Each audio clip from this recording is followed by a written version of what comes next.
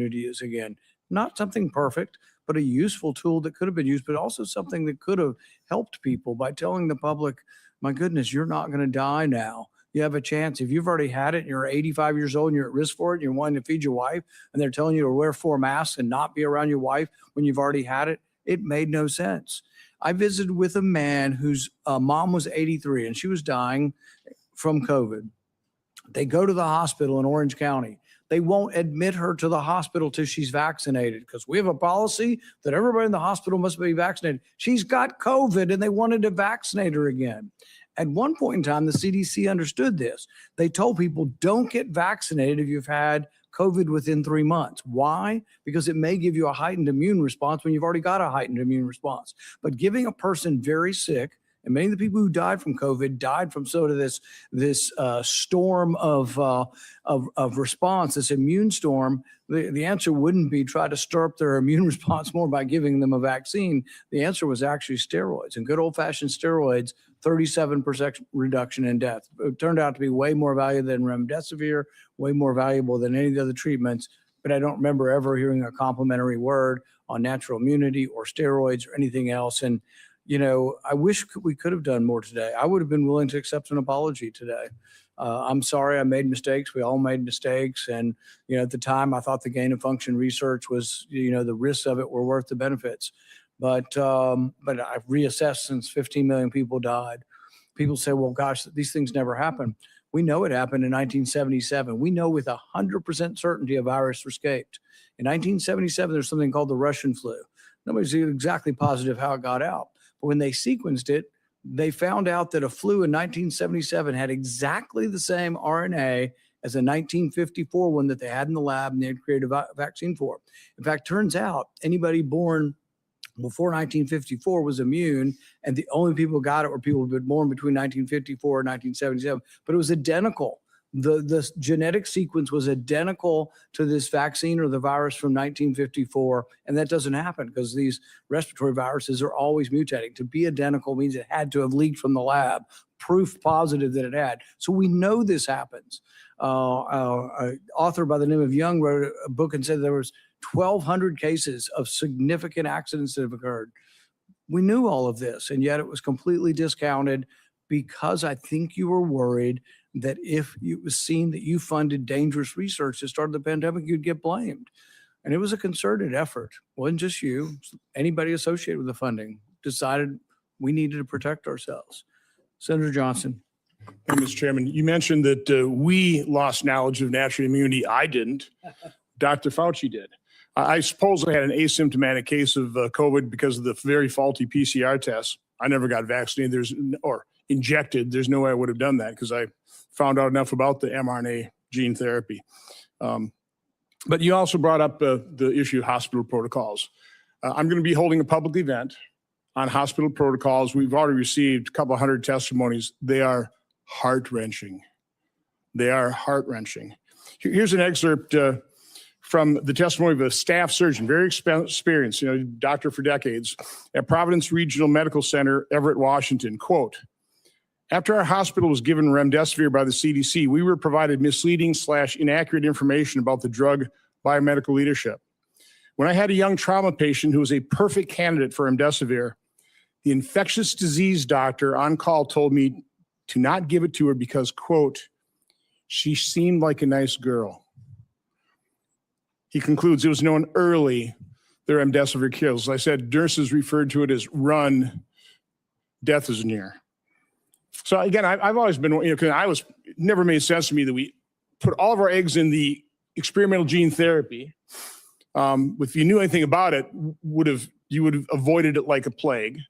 And we sabotaged early treatment.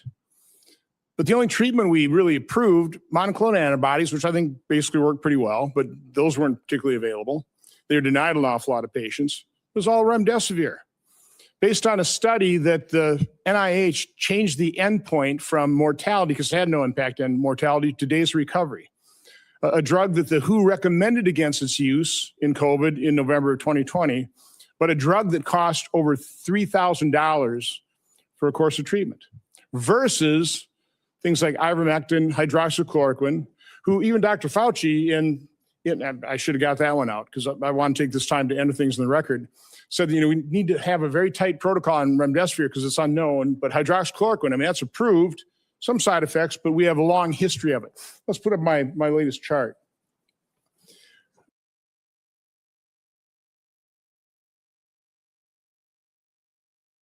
Place without our participation, cause we're part of a PlayStation TV generation of video gamers, mainly concerned with our next pair of trainers. They train us to worship the famous, brainless pawns in the game that got third world wage slaves wasting away, shackled to capitalism. Never who will shoot. I hold the truth and train youths and show those cunts who's the real the truth is the youth for the fruit of the future, the junior soldiers. Seeds of the earth take root in what used to be beautiful cultures. Caught in the grip of the sickness, Lucifer solar swords have got us losing our focus, straining our vocal cords till our throats are sore, yelling fuck your bogus war, fuck the law. You dictated totalitarian state is 1984. Pure Satan, they're making a killing of your kids' education. We keep facing police intimidation, too fearful to fight for our liberation. The revolution is taking place without our participation, cause we're part of a PlayStation TV generation of video gamers, mainly concerned with our next pair of trainers. They train us to worship the famous, brainless pawns in the game that got third world wage slaves wasting away, shackled to capitalism. Never part of a PlayStation TV generation of video gamers, mainly concerned with our next pair of trainers. They train us to worship the famous, brainless pawns in the game that got third world wage slaves wasting away, shackled. Go to the placenta and fetus measured by translation of the mRNA and cause of immune response in the amniotic fluid. So that same day, Dr. Fauci responds, it'd be interesting to see what human dose levels given intramuscular do. So about a month later, Dr. Weissman replies, he said, we still have some concerns over the data after they tested it IM. Now, again, there's more documentation in terms of the FDA blew it off. It's like, don't worry about that. That was the whole thing. That's what Peter Marks did when he was shown that his algorithm was going to mask safety signals.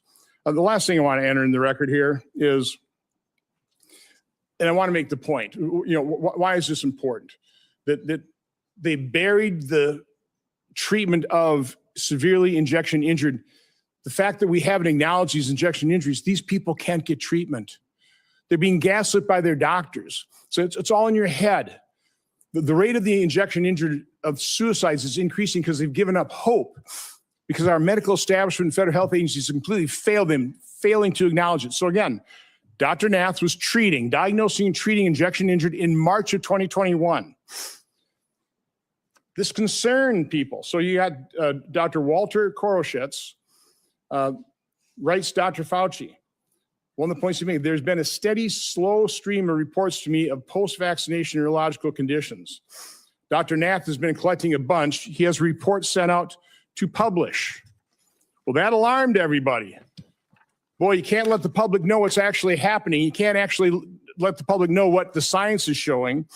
So on April 29th, a email from Francis Collins, head of NIH, to Dr. Koroshitz, says, I find this approach troubling and will have the main consequence of feeding vaccine hesitancy and social media overreaction. Then Dr. Lawrence Tabak writes to Francis Collins, I don't understand why Walter does not shut this thing down. Why don't you shut down Dr. Nath, who's actually treating injection injured? Why? Because of vaccine hesitancy.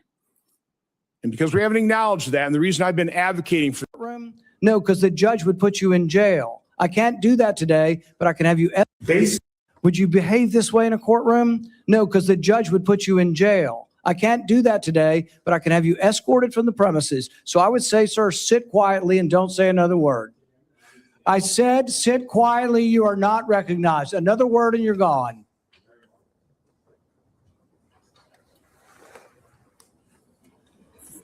So, Mr. Chairman, I'd like to hear what the attorney has to say.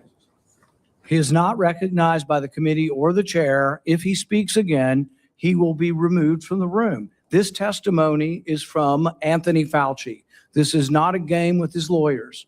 He can advise, his lawyers can give him advice. He's got a half dozen here. They're all allowed to talk to him. Yes. All right? But the attorneys are not recognized. In fact, the attorney was told not to sit at the table, and he's not obeying that recommendation. There's a row behind you, sir. That's where you were told to sit, and you're not. And now you're disrupting the proceedings. And so, look, this is the way Anthony Fauci wants to be remembered. For a lawyer not listening to the rules. That's the way you want to be remembered, and that's what you're going to do. You are not recognized, sir. Security, please remove him from the room.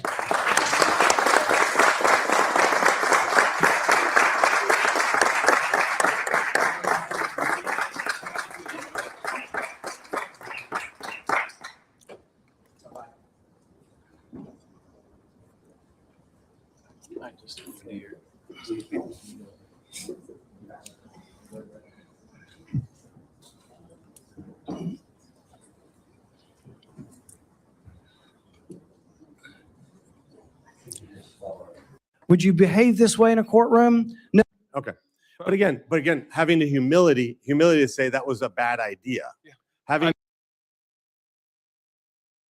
Anthony Fauci testified today at a congressional hearing about the origins of COVID. And it didn't go well for him at all, not even a little bit. So I pulled out what I think is the best chunk of that thing, and we're going to go through it almost sentence by sentence, so you'll know exactly what's going on from a body language and behavior perspective. Let's take a look. Senator Ollie. Thank you, Mr. Chairman. Well, nothing says honesty like taking the fifth, huh, Doc? Let's try something. That is the body language of confidence. You can tell this guy's ready to go. What day of the week is it today? Let's pay attention to Fauci's posture as we go along here, because that's going to change a lot. Reason being, he's not going to answer one question. All he's going to say is, I take the fifth. On the advice of counsel, I respectfully decline to answer based upon my rights under the Fifth Amendment to the Constitution. What color tie are you wearing? And he has to sit there and listen to every question. And he does. And every question is set up to show that he's a liar. On the advice of counsel, I respectfully decline to answer based upon my rights under the Fifth Amendment to the Constitution. What color's the carpet in front of you? When he asks him the color of the carpet, he actually looks. What color's the carpet in front of you? Then he goes into his Fifth Amendment statement. On the advice of counsel, I respectfully decline to answer based upon my rights under the Fifth Amendment to the Constitution. Let's just get one thing straight. You don't have any rights under the Fifth Amendment because you've been pardoned, as you very well know, as the Supreme Court has been clear for. Let's pay attention to his shirt here and notice how it's moving around. What's doing that? His hand, of course. And why is he doing it? Because he's trying to get rid of that built-up stress and tension. And that's called an adapter. And we say he's adapting by goofing around with his shirt. For a century and more, Brown versus Walker, 1896, when he has been pardoned, he may not stand upon his privilege.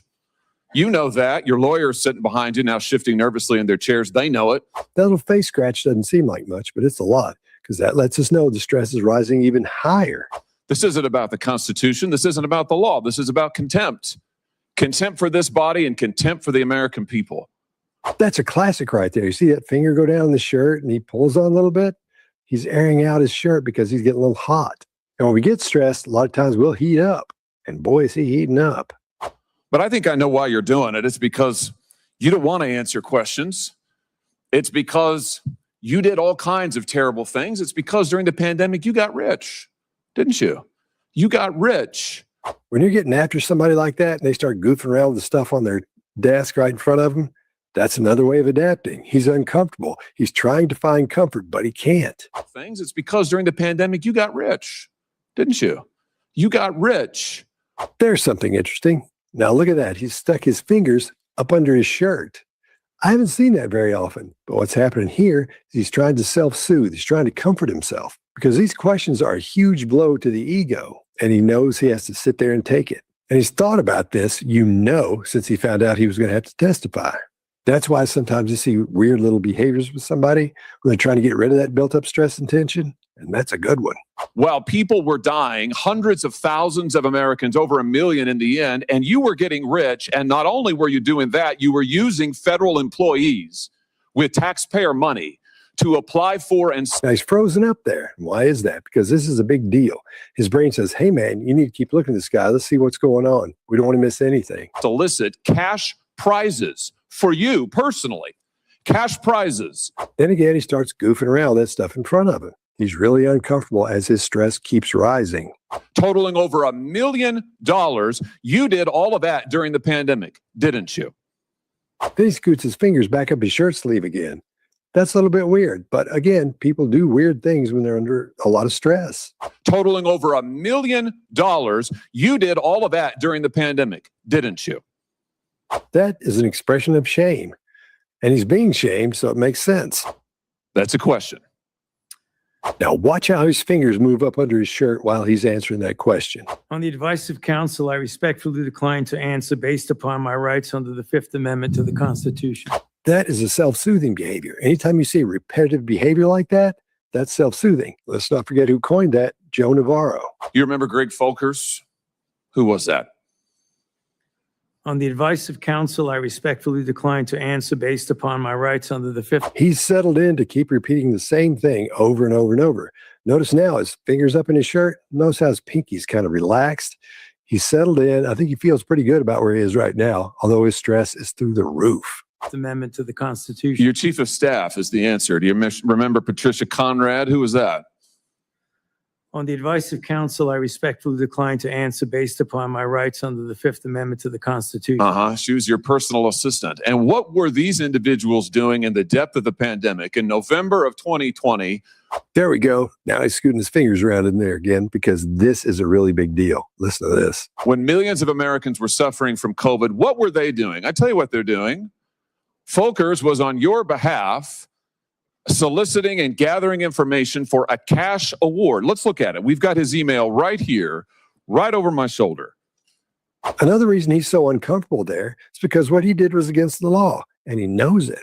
And now the world is seeing it. Folkers says, I'm working on this nomination for the Dan David Award for Fauci. We need to beef up the COVID part. Do you have language in the can? Another classic. He's rubbing his hand. That's self-soothing. That is an adapter. He's trying to get rid of that built-up stress and tension. He's trying to make himself feel better. He's massaging himself. So he's leaning back in his chair. He's trying to relax, trying to get a handle on this. Still can't do it. That you could share that delineates how we responded in new ways to COVID. He sends this to multiple federal employees. What was the Dan David Award? Do you remember, Doc? Now he's got a pen he's goofing around with, trying to get rid of that built-up stress and tension. On the advice of counsel, I respectfully decline to answer based upon my rights under the Fifth Amendment to the Constitution. This has got to be a huge blow to his ego, unless he's a psychopath. Because when you're a psychopath, you can get embarrassed a little bit, but not much. And all that does is make you angry. It was a $900,000 cash award. $900,000 cash award. This information is so bad, he can't even look up. And he got it because he used federal employees to get it. And this wasn't the only award, was it, Dr. Fauci? In fact, you applied for and received at least 8 other federal cash prizes on federal time using federal employees and federal resources. Here they are over my shoulder. There he goes again. As the stress keeps rising, he scratches his cheek. Employees and federal resources. Here they are over my shoulder. Besides the Dan David Award, you've got the Partnership for Public Service. You've got the Adelson Prize. You've got the Smithsonian Award. You've got the National Academy of Medicine's Award. You've got the CDC Foundation. In fact, you turned your staff into a full-time application machine. You actually wrote to people and said, do you think maybe I'd qualify? And you got cash for all of this.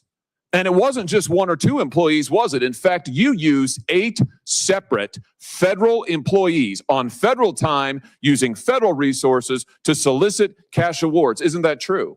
There he is goofing around that pen again. He's trying to get his mind off what's happening. He's engaged. He's there. He's hearing it all. But still, he's got to have something to do to settle himself down, to control something, anything. And it's that little pen.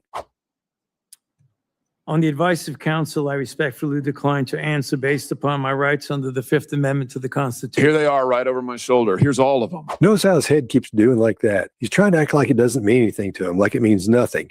This is a big deal. People that you use, federal employees, so that you could go and get cash money. And the most hilarious part is that you weren't content to even dragoon them into applying for all of these cash awards. And there he is goofing with his mouth. We've seen all kinds of adapters. I'm telling you, his stress is so high, he can't sit still. You then had them go out to the ethics agencies and ethics watchdogs and demand that you be able to get the money. And there's another one scratching his chin, but look how hard he's scratching that thing. He's trying to get rid of that built up stress and tension. He's trying to relax. He's trying to take control of something, anything. That's right. We've got it in your emails. Your staff and employees on federal time, Those fingers are getting close to going up his shirt again.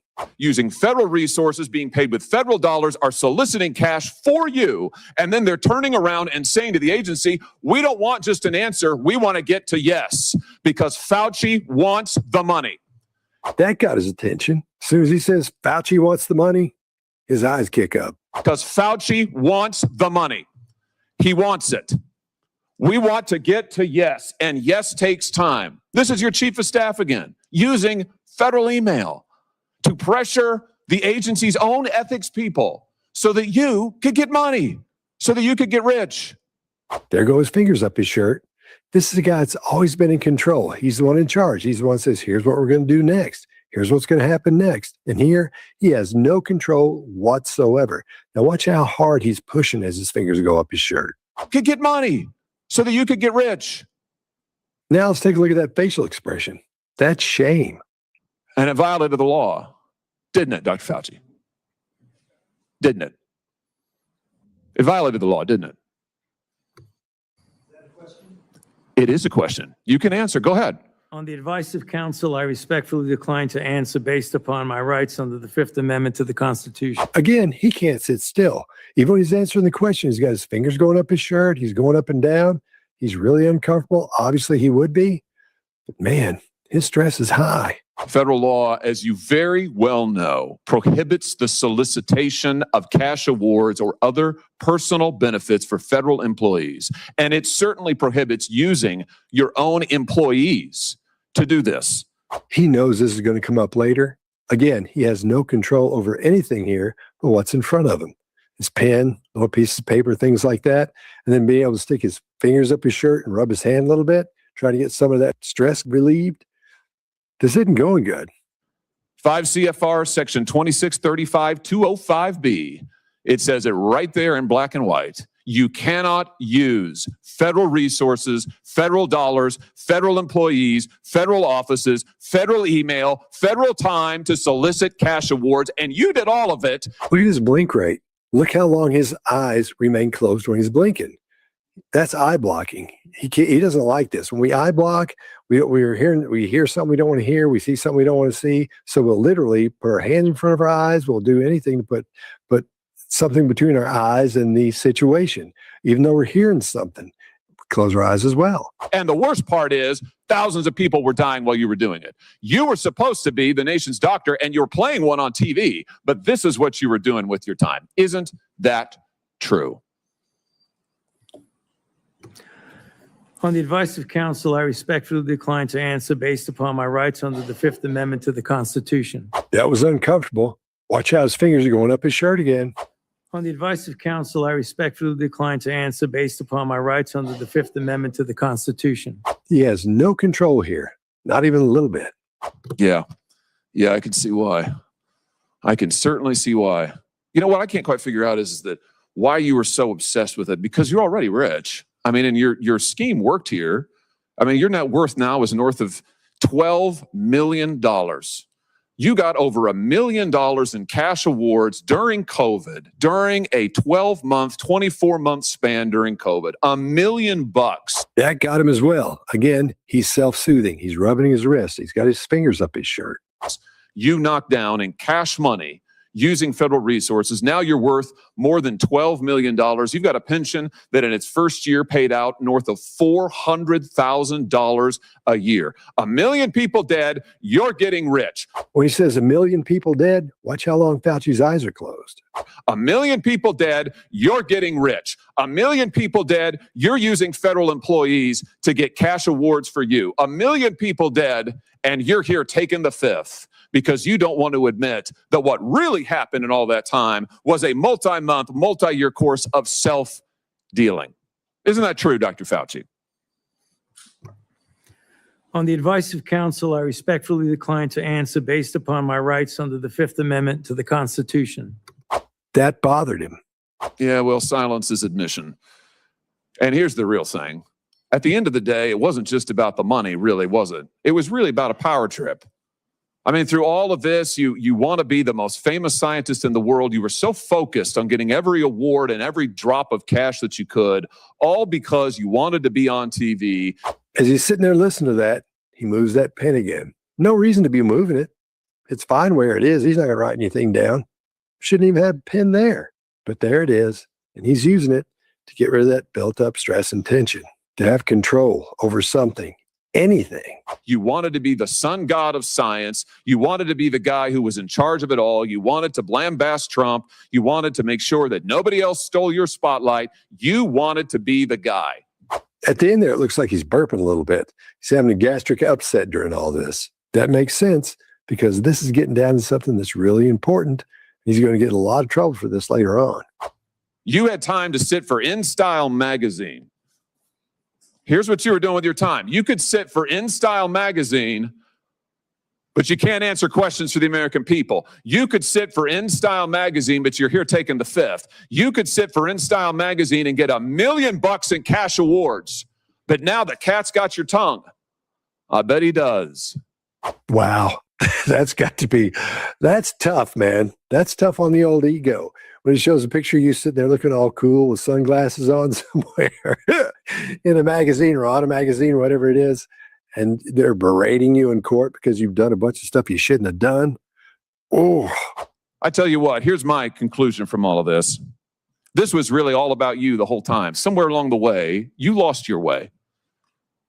this is the way little kids look when they get in trouble. You may have been a good public servant at one time. I don't know. But I can tell you from reading your emails now. He's searching for comfort. He's trying so hard to get comfortable and he can't. That's why I see his hands go forward and come back really quickly. He can't get comfortable. From looking at what you did, how you used your employees, somewhere along the line, it became all about you.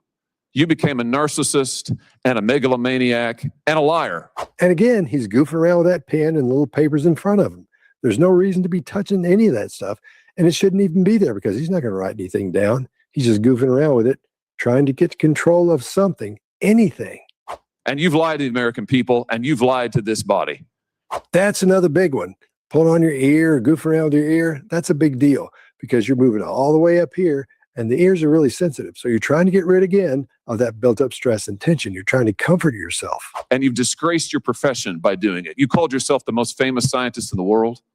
You've done more to harm science than anybody in my lifetime. Now we're back to the fingers up the shirt. They come out of the shirt, start scratching the top of his wrist. He can't find comfort or control anywhere. And I hope you'll go home and write that in your diary. Thank you, Mr. Chairman. Ouch. Now you'd think we'd be seeing anger, that kind of an expression, something like frustration, anything. No, just a blank stare. And why is that? Because he can't control anything. He's not used to being this way. He's not used to just sitting there and taking somebody berating him. Now, especially being in front of the whole world, on the internet, everywhere. That's a huge blow to his ego. And that's tough for anybody. And I hope you'll go home and write that in your diary. Thank you, Mr. Chairman. So there you have it. And if you have any questions about body language, just email me. bodylanguagequestions@gmail.com, and I'll get right on it.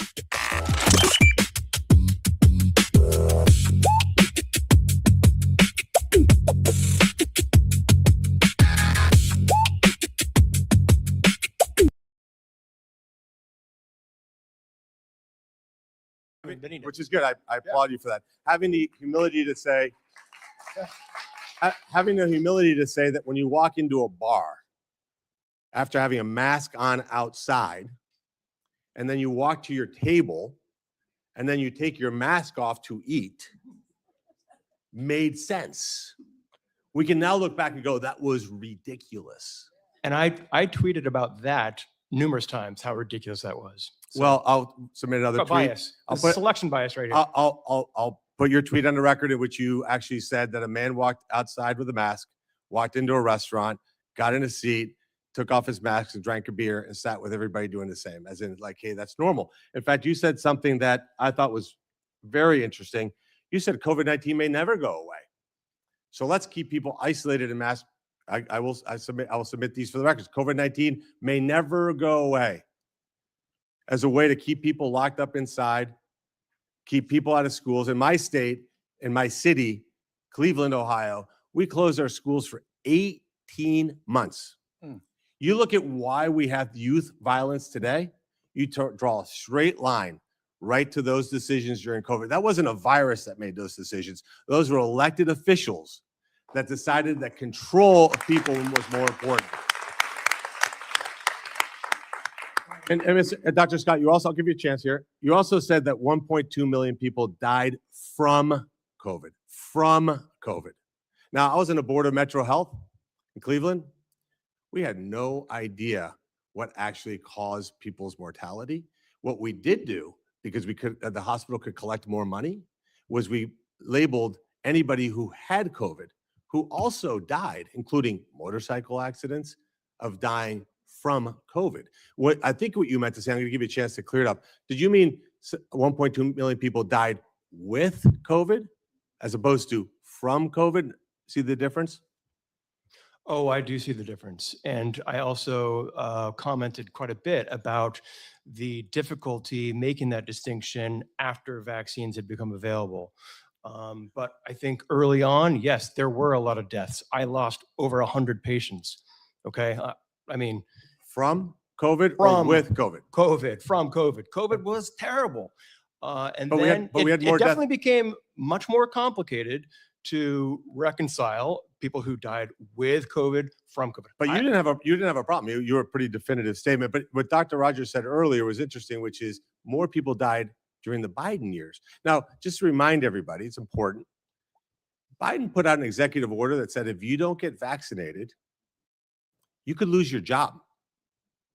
Think about how insane our public policy got. And I think, look, I think I speak for at least the people I know that this is an important issue. Just maybe start by acknowledging you made a mistake, apologizing for shaming those of us who said, yeah, that's stupid. Like, yeah, it makes no sense. And acknowledging that if we don't have sovereignty over our bodies, then we are not free people. With that, I'll end. Thank you. Thanks, Senator Marino. I got a lot of questions. We're going to take a lot of time, and people are going to have a chance to respond here.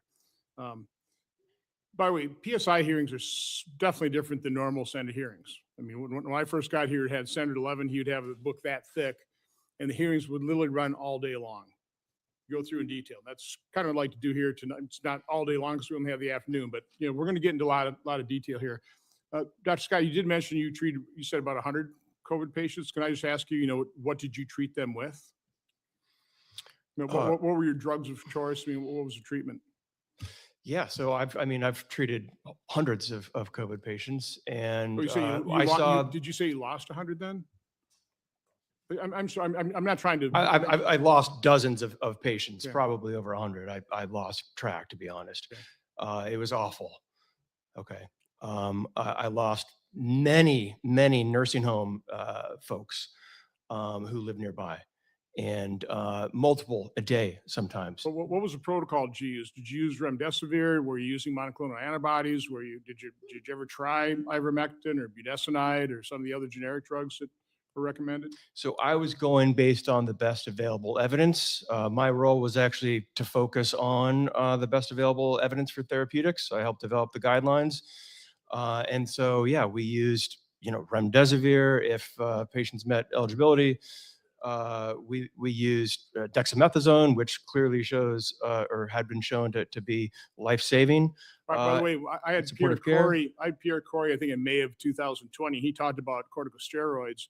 he was vilified and savaged in the media till a couple months later, they actually had a study come out of England that dexamethasone worked, which is corticosteroid. Now, generally underdosed when they gave it, but regardless, I mean, continue. Yeah, so I mean, we used a number of things. Did I ever use ivermectin or hydroxychloroquine? I don't think so. Were you aware of the Surgisphere study on hydroxychloroquine? No, that doesn't sound familiar. You've never heard of that, huh? It was published, I think, in May of 2020. Totally came out against hydroxychloroquine, but had to be retracted, I think, 2 weeks later because the data was completely made up. But it had its impact. It completely sabotaged the use of hydroxychloroquine and zinc and, you know, Z-Pak. Well, I'm again, not- just so that's just one example. It kind of surprises me if you're on the front lines trying to treat people you've never even heard of the Surgisphere, which probably turned off a lot of doctors like you who rely on the New England Journal of Medicine, even though Dr. Mark Angel said you really shouldn't or can't. Done that. But let's move on. I think Mr. Sirius kind of covered the 154 million, which was the first time I heard that. And again, I would call that propaganda. It's not science. I mean, somebody's got some model, fine. I mean, I can play with numbers too. As a matter of fact, I'm going to show you how you can use numbers. Dr. Scott, you talked about the Commonwealth estimate of 3.2 million lives saved here in the U.S. in 2021 and 2022, correct? You're pretty confident of that one? It's one of a few studies. Yep, these estimates Was are not easy to make, but yeah, that's one study. Define study. I mean, was there confidence intervals around that 3.2 million? It was a modeling study, yeah, with It certainly. was published on a blog, wasn't it? Is that correct, Mr. Siri? Yeah, it's a blog. That study The was Commonwealth, covered on a. yeah, the Commonwealth quote unquote study is not a study. It's a blog. It's not a peer-reviewed study. It's not in a journal. It was published. So on a blog. let's put up this little chart that I'm somewhat famous for charts. So let's look at real data. So this is CDC data. So in 2019, total deaths in the US were 2.85 million.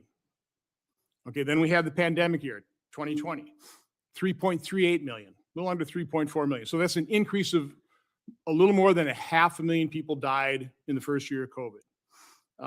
The following year, 3.46 million people, more people in the second year of the pandemic, 2021, when the vaccines were rolling out. And I think we were close to 70%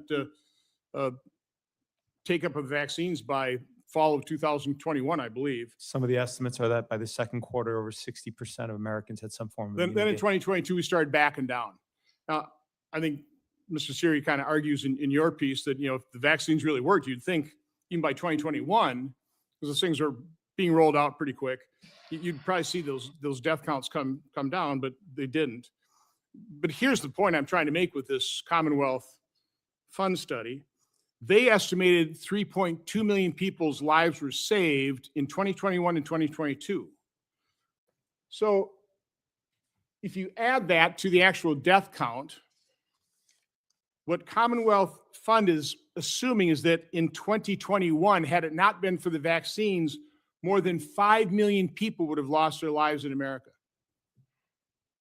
In 2022, 4.88 million people would have lost their lives. I mean, Dr. Scott, is that even close to credible to think that we'd go from 2.85 million lives lost in 2019, have a pandemic, no vaccines? Unfortunately, the NIH was sabotaging treatment using effective generic drugs, telling people, don't treat it all, go home, be afraid, hope you don't have to go in the hospital where they'll plug remdesivir in your veins and hook you up to a ventilator and you probably never come off, okay?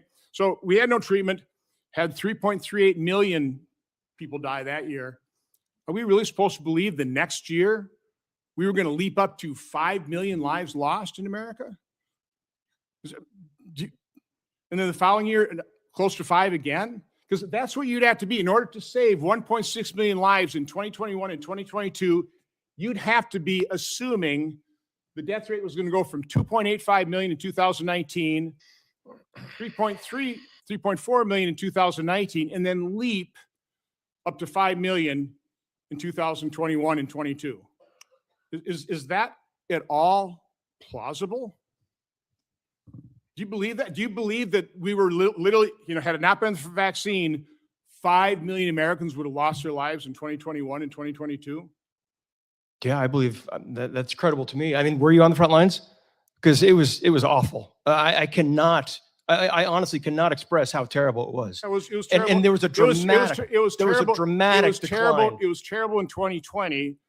There was And a the total death dramatic toll was decline in 3.4 death million. rates after the vaccines Okay. were rolled out. Well, Dramatic. Let's So move on. Let's move I'm on not to some gonna other. parse over these modeling studies, but let's talk about hydroxychloroquine and ivermectin. I mean, there were a number of studies that looked into that. This is Some about, of which I was involved in. This is about research. And by the way, I'm happy to invite you back when I'll have Dr. I would love McCulloch to and I come have back. Dr. Good. We'll do that. Okay, we will absolutely have you come back. Thank And you. we'll talk about hospital protocols. We'll talk about early treatment. I would love to do that because I've never been able to get people to actually debate or discuss this with that the doctors did have the courage and compassion to treat COVID. Okay, and I appreciate you did as well. So anyway, so you think it's credible? I mean, the records show that Dr. Scott thinks, yeah, we had 5 million people die in 2021 and 2022.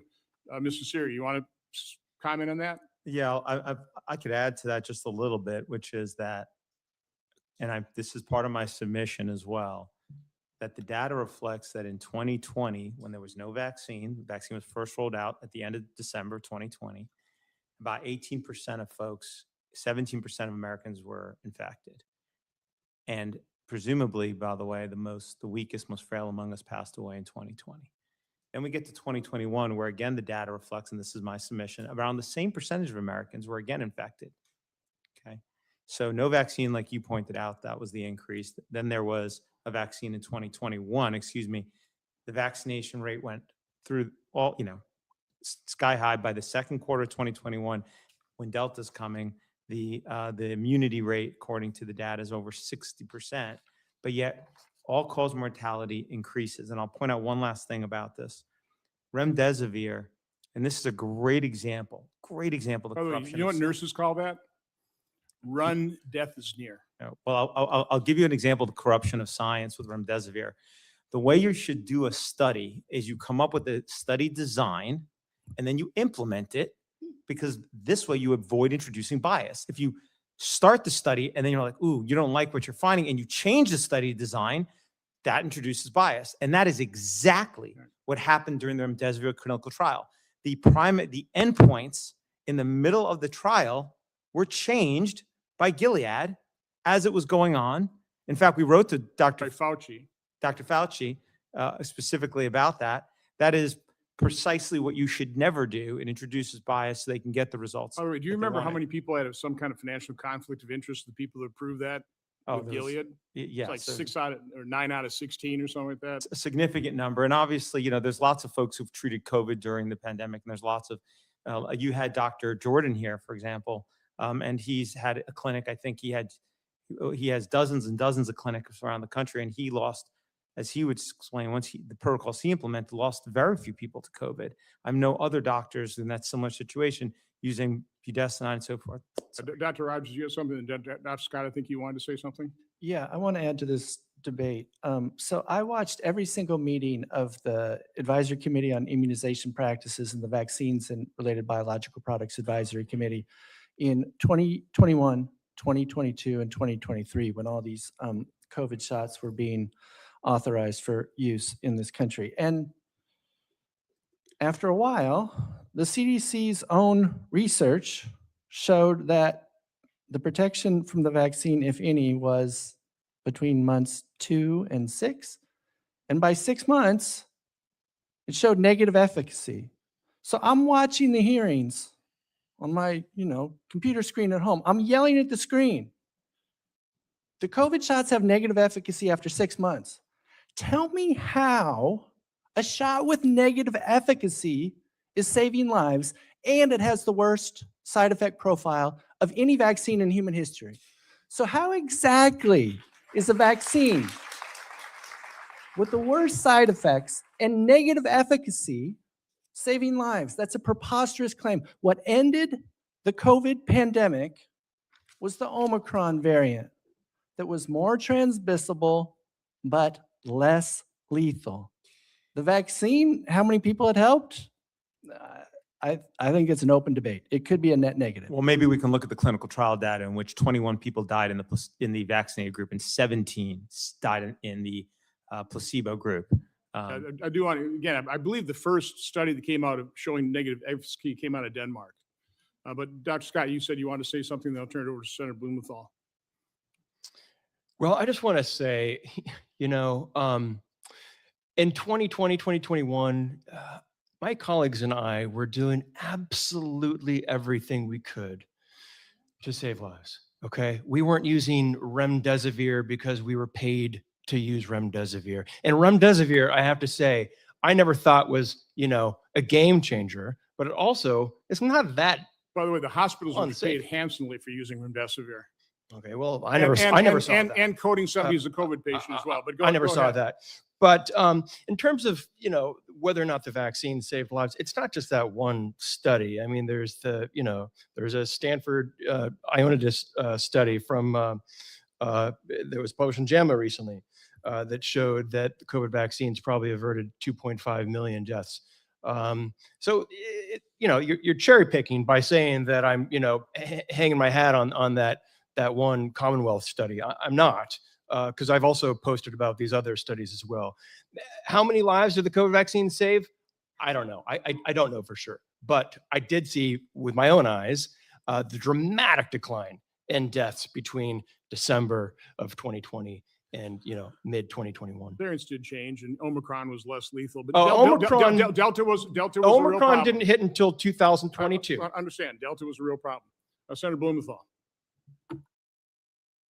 Thanks, Mr. Chairman. I think we all know that COVID-19 had a devastating impact on families across the country. It caused deaths and still impacts the lives of a lot of people. The creation of COVID-19 vaccines through Operation Warp Speed, led by then President Trump and now President Trump, was not just one of the greatest achievements in his administration, but it changed the course of the pandemic. The vaccine saved lives and allowed others to begin to rebuild. But unfortunately, just as the vaccine became available, a lot of misinformation about its safety and efficacy spread, and hostility toward vaccines and the public health system that monitors them makes them less available.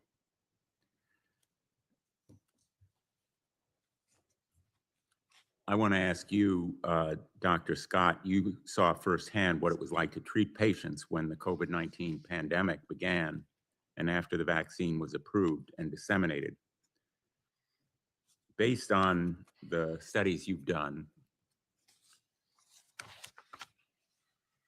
do you believe that the COVID-19 vaccines and others have helped save lives and been safe and effective? Thank you, Senator. So when it comes to safety, I personally am not a big fan of the slogan "vaccines are safe and effective" because there are nuances, right? Nothing is 100% safe. Are COVID vaccines 100% safe? No. Are they generally very safe? Yes. Are they the least safe vaccine ever? No. That's absurd. Show me some evidence that indicates that. About ready to. Yeah, please. I'll come back to discuss that. Were the COVID vaccines effective? Yes. I mean, so 2020 was like nothing my colleagues or I had ever seen or expected. It was awful. I'm not making this up. Okay. I mean, it was just a nightmare. And despite our best efforts, I lost many, many patients. Is there let me ask you, is there a reason you believe that the Henry Ford Health System study hasn't been published and has flaws? Yes, I think that's a great question. I mean, and so one important question is, which peer-reviewed journals have reviewed and rejected this manuscript? What biological mechanism could explain vaccines increasing ear infections by 600%? Do you accept the study's null finding for autism, or only the results that support your narrative? What are the models that adjust for the massive difference in healthcare visits between groups? The analysis reports 0 cases of common conditions like ADHD. That is statistically impossible. There was a cohort of 2,000 children. There should have been hundreds of such diagnoses unless they were undetected. And let me just clarify, when I said flawed by design, I didn't mean that they deliberately, meant for it to be flawed. I just meant the study design itself had flaws in it. Okay, it was methodologically flawed, not deliberately flawed, of course. And thousands of studies have been done and published, correct? Correct. And let me ask you, the seeming assumption here is that this is the only study that ever has gone unpublished. In fact, a lot of studies go unpublished, correct? Yeah, and I review studies before they're published for a number of different journals, and Because they're subject to peer review. right, and it's not just analysis. one person. It's multiple people are reviewing these articles, and if something warrants publication, it's the other thing is I've recently been reviewing hundreds and hundreds of papers for these 2 massive vaccine review projects, And simply to be published isn't the only means to make a study public, correct? In fact, right, in this body, we have press conferences, we do hearings. This particular study was done and completed in 2020. And now, apparently, for the first time, it's being revealed. Right. Has it been available during this last 5 years? That's a great question. I mean, there's preprints, Substacks, obviously, a number of ways to get a study out there. The fact that it's been shelved for 5 years, I think, is saying something. Mr. Siri, why haven't you held a press conference? Why have you kept this study under wraps? I appreciate the question. It's never been submitted to a journal, and the hope has always been that it would be submitted to a journal, because I agree with you. It should undergo peer review. It should be submitted to a I'm journal, not but saying- they will not submit it because they don't want to get fired. That is what they told me. We've met with the authors many times. These are validly pro-vaccine individuals. They don't want their institution, the journals, their funding sources, their friends, their colleagues, everybody to turn against them, which is exactly what will happen if they even submit this But thing. that is for not my publication. question, and I apologize Oh, for I'm sorry. interrupting because I'm limited on time. There are lots of other ways to make findings known. They don't want to get fired.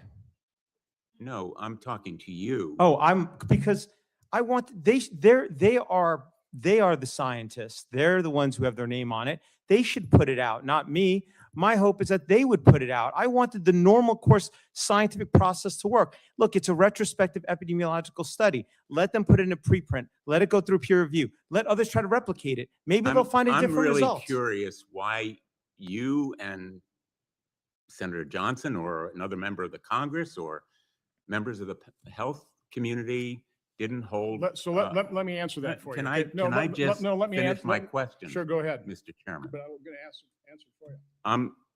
I'm curious why, for the first time, yes, we're hearing about a study which was completed 5 years ago. Like I said, my hope has always been that the scientists would publish it, and we've tried to persuade them many, many times so it can go through the normal peer review process.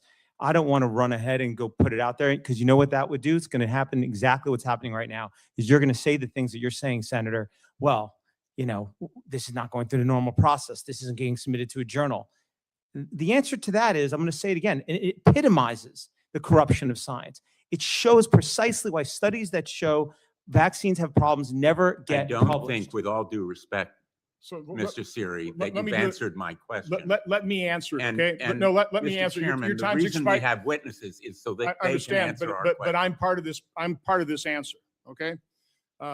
First of all, you're not paying attention to what they're saying. The people who conducted this study, highly professional, highly respected, obviously concerned about their jobs. Dale Bigtree and Aaron Siri convinced them to do this study. They don't want to have their jobs put in jeopardy. But they respect the fact that these people actually did the study as they requested. When I found, with all due respect, let me we hear, have, I just want to announce, no, we have a when I- vote going on. I'm going to leave to vote because Okay, more than 90 of our colleagues have voted, and I don't want to miss the vote. So if you want to hold your answer until I get back, that's fine. I really want to hear from the witness, not from you, Mr. Chairman, because we can talk to each other anytime. I am the one that prompted this release. Once I found out about it, I said, well, if you don't release it, if they don't release it, why didn't he tell you about it earlier? I'm going to release it. Why didn't he come forward and because he felt sympathy for the authors about losing their jobs. I'm sorry, I feel the same sympathy, but this is too important to protect their jobs. This is information the public should have had in 2020, and I forced the issue. There's the bottom line. I forced the issue. So there's your answer. But by the way, you can go and vote. You're welcome to come back. This hearing is going to go on for quite some time because we're going to go through this in detail. Okay. So this hearing is going to go on for quite some time. As another American once said, I shall return. Thank you. Okay. Look forward to it. I think I'm going to lay the COVID injection aside for the time being, but we'll come back because we keep hearing these hundreds and thousands of studies. And one thing I do want to enter into the record is Mr. Siri, what is it, about 2:30 in the morning? Yes, sir. Having received testimony, did a very organized and very effective response to Dr. Scott's testimony. And I want to enter that into the record. But Mr. Siri, I'd like you to go to your section and talk about the 661 studies that Dr. Scott is talking about in terms of these inert placebo controls. And just describe that in detail. I think it's interesting. Sure. Actually, I think Dr. Scott has done a great service in terms of pointing out the lack of clinical trials supporting the safety of the routine injected childhood vaccines. You see, he's saying there are 661 inert controlled trials to support the safety of the routine injected childhood vaccines. But when you actually drill down into those 661 trials, let me give you the breakdown of them, okay? 567 of these trials were not a routine injected vaccine for a disease on the CDC's childhood schedule. They were for HIV vaccines or other vaccines. So totally irrelevant to the safety of routine injected childhood vaccines. The remaining 94 studies, 70 of them did not involve healthy children. For example, trials of HIV positive adults. Again, completely irrelevant to the safety of childhood vaccines. Of the remaining 24, 21 did not involve a U.S. licensed vaccine it was not a vaccine used as a control to license a currently used U.S. licensed vaccine. For example, a Chinese flu shots, stuff like that. That leaves us with 3 studies, 3, that were claimed to have a inert control that were relied upon to license a routine injected childhood vaccine out of this entire list of 661. And these actually help really highlight the problem we have in terms of assessing safety with regards to the licensure of childhood vaccines. I want good clinical trial data. I need it for my practice. Okay, let me walk through those 3. One was a trial for the chickenpox vaccine, the varicella vaccine. Now that trial had, it was only a few hundred people, so it was underpowered anyway. But Dr. Scott says it's got an inert control, but actually it was an injection of neomycin, an antibiotic. That's not inert. No. And neomycin used topically can cause issues, let alone injected.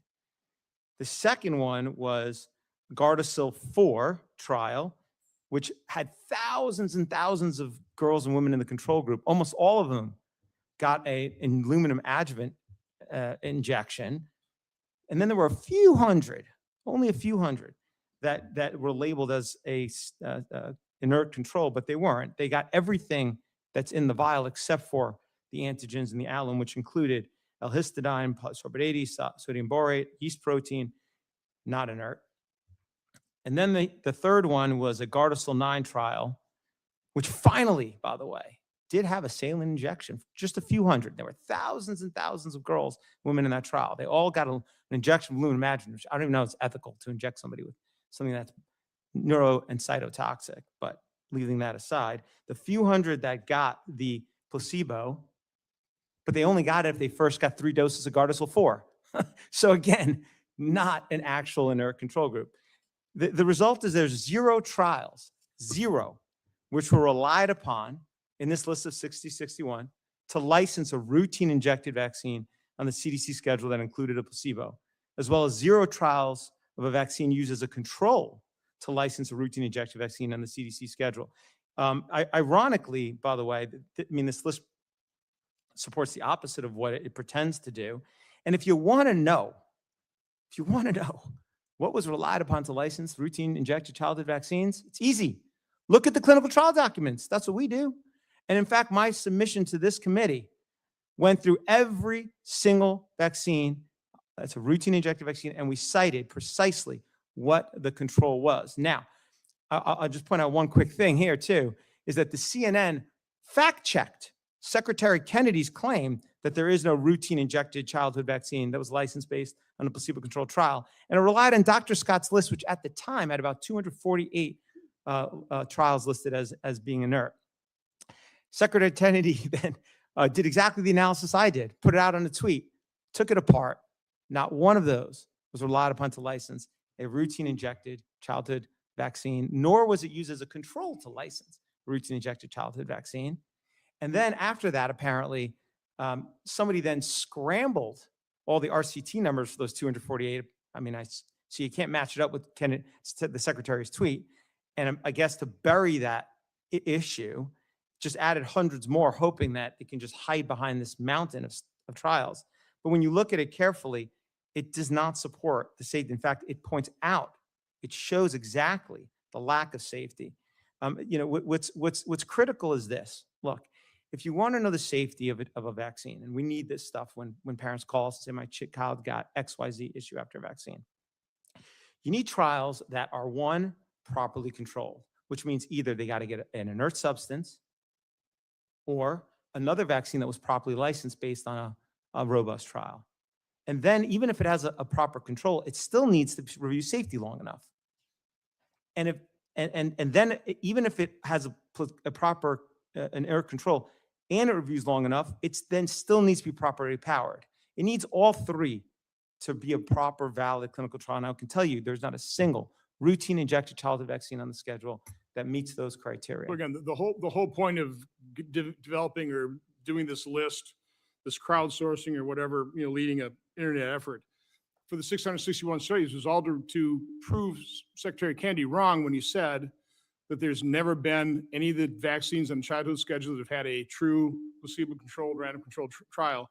And you've just gone through the 661, and that statement's true. Dr. Scott, go ahead and, I guess try and refute that.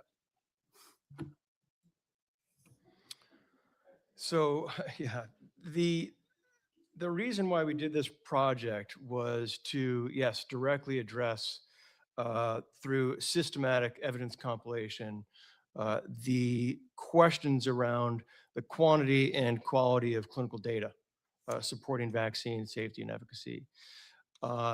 We found 1,000, we screened thousands. We've extracted data from 1,088 randomized controlled vaccine trials. We started our search in 1800, and studies were published from 1941 until 2025. Of those 1,088 studies that are randomized controlled trials, 661 used what we consider an inert placebo, generally saline, et cetera. There were a number of other control groups used historically for various reasons, partly for ethical considerations and partly just because things have developed over time. as far as, this being an example of how there aren't enough data to support the safety and efficacy of vaccines, I don't see the logic there. Well, I think Mr. Siri completely picked your 661 studies apart. You said, saline, et cetera. I think it's wondering what's the et cetera. Mr. Rogers, you kind of raised your hand. You want to speak to that? Yes, ma'am, please. Thank you, Senator Johnson. So look, in PhD programs, you have to read original sources and you have to define terms. Let's be crystal clear about the definitions of these terms, because the fate of the Republic depends on getting these definitions right. And Dr. Scott is playing fast and loose with these definitions. So let's be crystal clear about what we mean. Inert should mean that the substance does not cause a chemical or biological reaction in the body. When supporters of the status quo use the word inert, they can mean just about anything. Paul Offit routinely calls mercury and aluminum inert, even though they are known neurotoxicants. Philip Grandjean and Philip Langergan published, they're the best two toxicologists in the world. They published a study in 2014 that says both aluminum and ethyl mercury are known neurotoxicants. But the supporters of the status quo say that these things are safe, and they're not. They're absolutely not. In the context of vaccines, placebo should mean saline as verified by independent third-party testing. That's not what the supporters of the status quo mean when they say placebo. The fact is the FDA has no regulations concerning the contents of placebos. So manufacturers can put whatever they want into the comparator intervention and can still call it a placebo by law. Furthermore, scientific journals have no regulations concerning the contents of placebos. Sometimes the manufacturers disclose them in connection with the study, and about 2/3 of the time they do not. And a double-blind randomized control trial should have two groups. A group that receives the vaccine, that's the treatment group, and a completely unvaccinated group. Given a saline placebo, that's the control group. That's not what the supporters of the status quo mean when they say randomized control trial. They compared two groups, but one group gets the new vaccine and another group gets a shot full of aluminum adjuvants. Or they compare a new shot to an older shot. But the one thing they never do is to compare a completely unvaccinated group with a vaccinated group, because everyone knows that such a trial would show harms. So if you go through all 1,704 trials in the database that Dr. Scott has put together, as Aaron Siri has done, you'll find that the inert ingredients are not inert. The placebo is not saline, and the randomized control trial does not have a completely unvaccinated control group. And we know that my assertion here is correct because on page 9 of his written statement, Dr. Scott states that vaccinated versus unvaccinated studies are especially prone to bias. It's hard to imagine a more Orwellian statement. Up is down, left is right, dogs are cats. And according to Dr. Scott, a proper vaccinated versus unvaccinated study is unethical. That's why we're in this mess. That's why we have an autism and chronic disease epidemic in this country.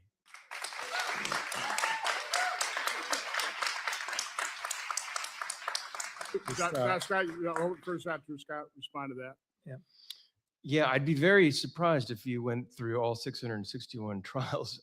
We haven't even conducted the full analysis yet. But once I think Mr. Siri, yeah, I think so Mr. Siri kind of has. you should join our team. He's got a pretty cracked team doing that. Yeah, If, smart guy. if you let me make the decisions, I'll join your team. Yeah, let's do it. Let's team up. So, yeah, first of all, yeah, we are, this is a work in progress. Hopefully it'll be published. And once it's published, I welcome any feedback for sure. In terms of how we defined controls, that has not been publicized yet because we haven't published this, okay? But we did break it down between inert placebos that were biologically inert and placebos that were immunologically inert. So biologically inert placebos primarily include saline or buffer or water. And so there are certainly many studies that met that criteria. Then there are adjuvant-only controls. So we separated all that. But again, the whole point of the 661 studies was to prove Secretary Kennedy wrong when he never said, and I don't know the exact statement, but there's never been any vaccines on the childhood schedule that have had a true random I have the control. quote here if you'd like. Yeah, go ahead. Oh, sure. So Secretary Kennedy said, this is the CNN article reported, that, quote, 76 shots that children in this country receive, unquote, meaning routine injected vaccines on the CDC schedule, quote, none of them have been safety tested in pre-licensure studies against the placebo. And in response to that, the CNN article quotes Dr. Scott as saying that that made Dr. Scott's ears perk up, end quote. Scott, an infectious disease specialist at Stanford University, knew that the assertions couldn't be true. And now he says he has the proof, meaning Dr. Scott, quote unquote, knew the assertion couldn't be true before he even looked and did it. So whatever he's planning to publish, obviously he had his a priori belief beforehand. So I was familiar with the body of evidence. I wasn't aware that there were going to be 1,088. So Well, then why not start with the clinical trials that are actually published by the FDA and relied upon to license each vaccine? We've included those as well. Again, the problem with this discussion debate is it just gets into a lot of detail, and you have, accusations going back and forth and assertions made back and forth. It is very difficult to follow. Okay. Again, I personally think that Mr. Sear did a pretty good job of taking that 661 studies apart. But I want to go back to something that's, again, a little bit easier for us lay people to contemplate, and go back to numbers. I like numbers. In your testimony, you talk about the CDC estimates, where I think the final number that I'm dealing with is a study that said the CDC between 1994 and 2023 that vaccines saved 1.1 million lives in America. Okay, so again, I'm just working with numbers here now. Okay, so let's take the 1.1 million. I'm comparing to the 154 million. I'm trying to make sense of these numbers, right? So if there's 154 million lives saved over 50 years, according to the WHO, CDC is saying, well, it's 1.1 million here in America over 30 years. So I start doing the extrapolations, because again, these numbers aren't science, they're models. So let me continue the model. 1.4 million, we're 4% of the world's population. That'd be 27.5 million lives saved according to the CDC worldwide, just based extrapolating our share of population. That's over 30 years. So divide that by 30, come up per year, it's about 910,000. Times 50 years, that's about 46 million worldwide. So there's discrepancy right there between what the CDC is saying lives saved. Again, they're just making this up. They're just creating some model that is highly biased toward their viewpoint. The World Health Organization says 154 million. And again, I think Mr. Sear did a pretty good job of picking that propaganda apart. And that's what it is. It's propaganda. It's not science, it's propaganda. But let's dig a little bit further. In that CDC study, the way they get 1.1 million lives saved is basically off of 3 diseases: diphtheria, hepatitis B, and measles. And Mr. Sear does an excellent job of laying out some basic numbers that are hard to refute. So let's go through. Diphtheria, about 750,000 of that 1.1 million. By the way, those 3 diseases account for about 84% of the 1.1 million lives saved according to the CDC.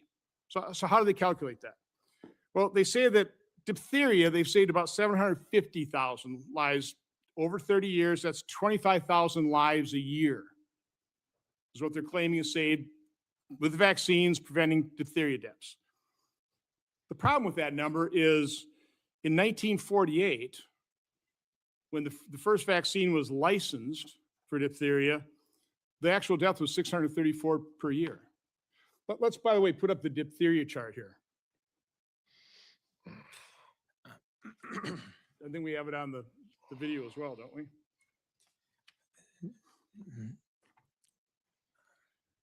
This is the first. So the first diphtheria vaccine was put in use in 1929, was it? It was 1926. 1926.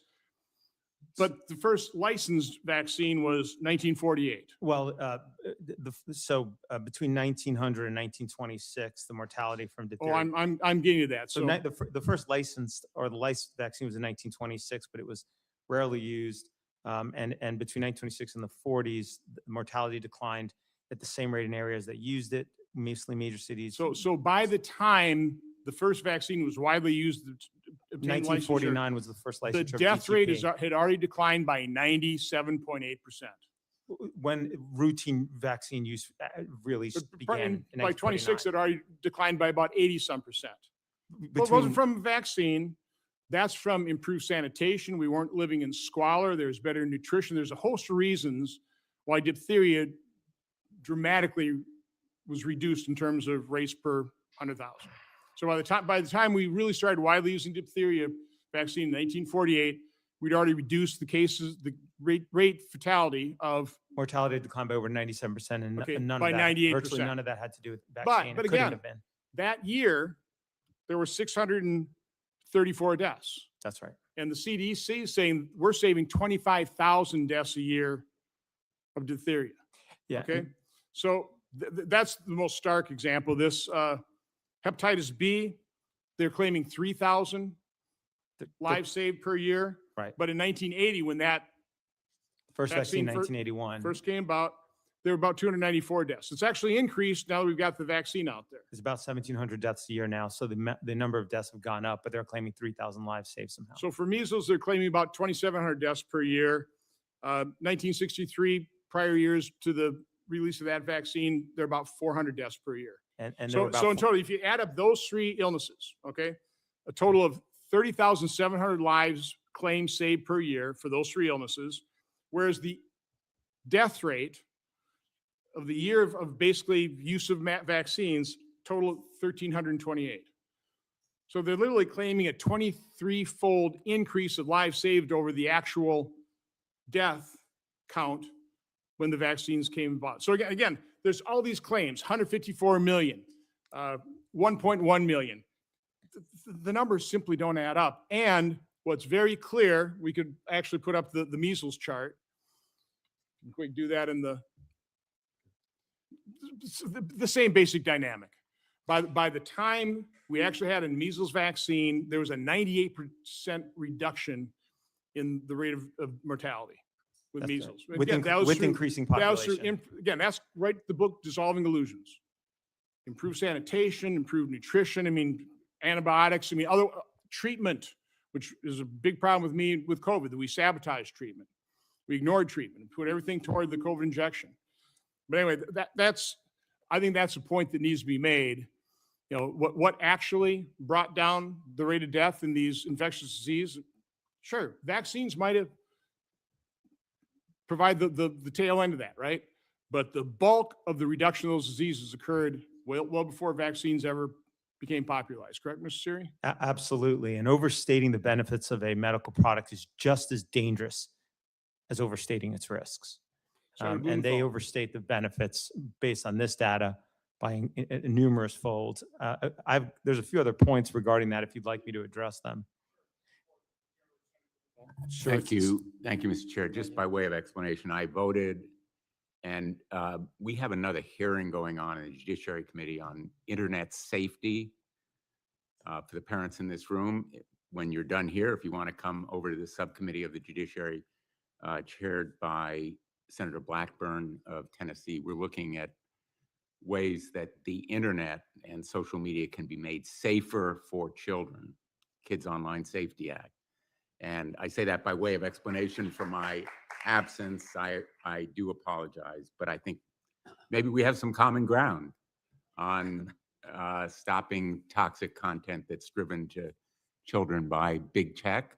Just as, by the way, I have urged and demanded and taken action to stop some of the abuses in big pharma. And the chairman and I have talked about ways to reduce the prices of big pharma. I'm working with Senator Cornyn on a measure that would lower prices of pharmaceutical drugs by eliminating some of the abuses. So I just want to make clear, I'm not here as an advocate for big pharma. I don't think anyone would ever say that I was. I want to come back to maybe a little bit of science here. Dr. Scott, what would happen if we stop routine childhood vaccines? Well, we know that there would be preventable outbreaks of preventable illness and death. And maybe you can expand a little bit. Why is it that unvaccinated children who, say, come down with measles can lead to outbreaks in schools, in communities around the country? I know it sounds like a simple, common sense question, but I'm not a scientist, and I'm asking questions because I'm curious. Yeah, so these are contagious diseases, and they can spread to people who either weren't able to get vaccinated, or who didn't get vaccinated, or who are severely immunocompromised. And that's substantiated by studies and by real life experience, most recently in Texas, correct? Correct. Yeah. Vaccines, have definitely played a role in, helping stop these outbreaks. I don't know how that could be denied. Correct. And you have recently launched a project to document all of the randomized control trials that have been conducted by licensed vaccines. Could you talk a little bit about what that project has revealed? Yeah, I think that you might have missed some of our discussion, but I apologize to you as I do to everyone here. So yeah, and let me just say that the scientific evidence supporting vaccine safety and efficacy really represents one of the most extensive bodies of medical research ever assembled. And so we screened thousands of studies online, and we cataloged 1,088 randomized control trials that were published between 1941 and 2025 from around the world, covering vaccines from adenovirus to Zika virus. These are all publicly accessible, and transparency is built in by design. On our Google spreadsheet that is accessible to everyone with internet access, there are links that you can click on to see the primary source. And so across 7 decades of trials, we found no evidence of suppression. And the challenge really is the sheer volume, not access to data. There are a lot of studies out there. There are a lot of poor quality studies out there that get published, even no matter how bad they are. There is a massive amount of studies out there, especially around COVID vaccines. And the ones that are not published are available, are they not? It's available. Studies are available even if they're not published. Well, I mean, this one wasn't. And others as well, correct? There are links to them. They're available to people who ask about them, who want to make them public. Yeah, but for the most part, it's not that hard to get a study published somewhere. I mean, there are thousands of vaccine studies. Mr. Siri, we've been talking about medical issues. You're not a medical doctor, are you? No, sir. And you're not an immunologist or biologist or any kind of... Or vaccinologist, no, but I depose them regularly, including the world's leading ones with regards to vaccines, and I have to make my claims based on actual evidence when I go to court with regards to vaccines. I don't get to rely on titles. Okay.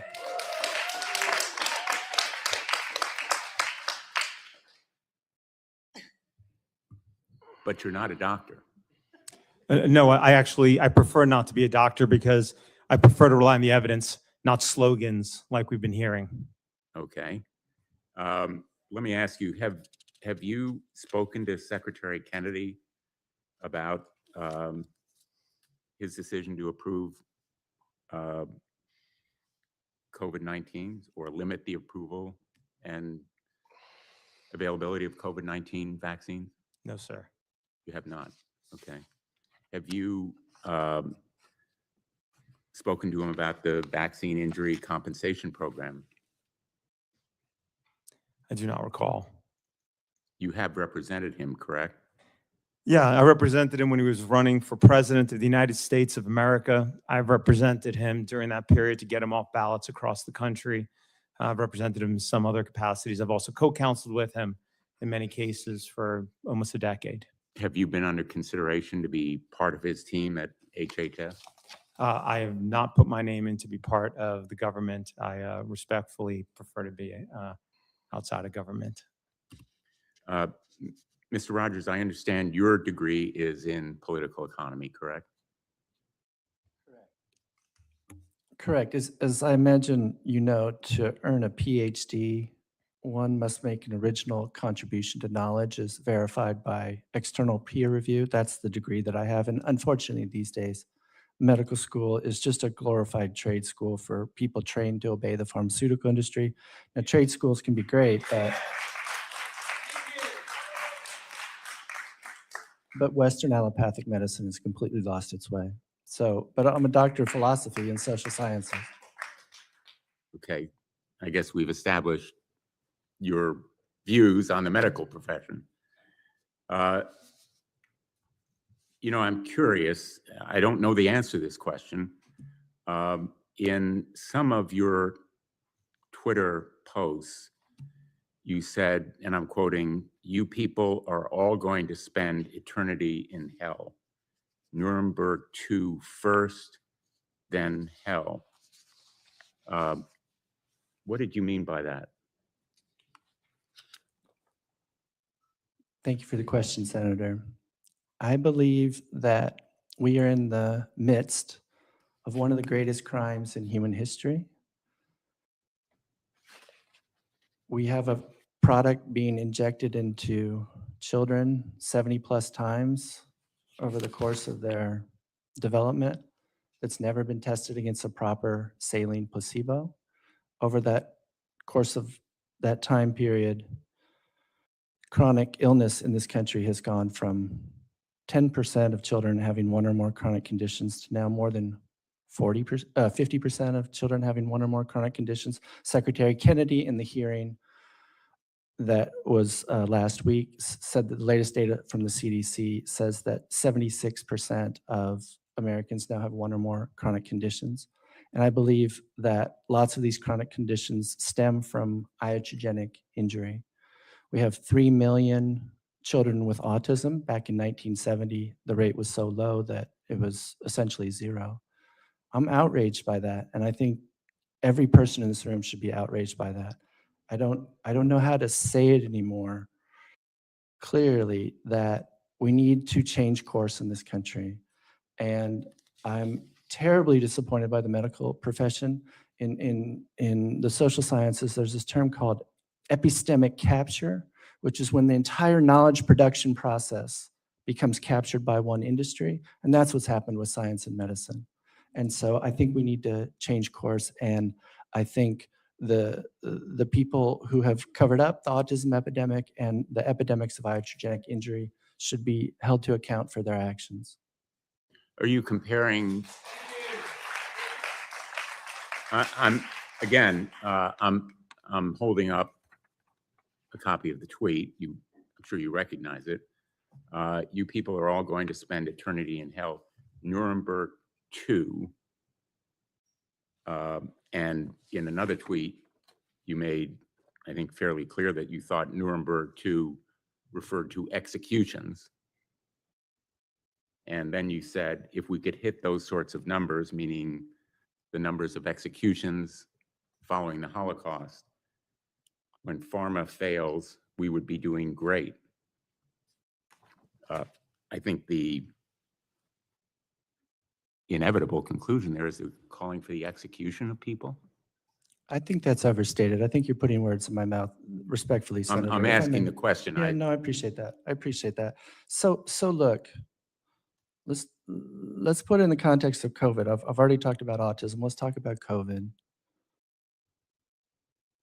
The state, however you define that, the military, CDC, Tony Fauci, Ralph Barrick at the University of North Carolina, created a weaponized virus, correct?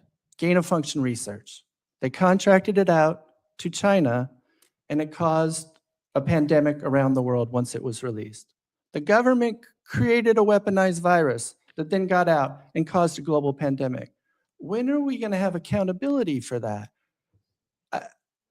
I generally don't understand why government officials are allowed to engage in Rogers, I'm not putting research. words in your mouth. I'm just quoting your words. I would like to And have I think the- accountability for the COVID era, and I'd like to have accountability for the fact that the CDC has known since 1999 that vaccines cause autism, and they've covered it up for 26 years. How do we begin to have accountability? You want to call it something different? Truth commissions, criminal So trials? I would You're welcome that. comparing the COVID-19 vaccine to the Holocaust.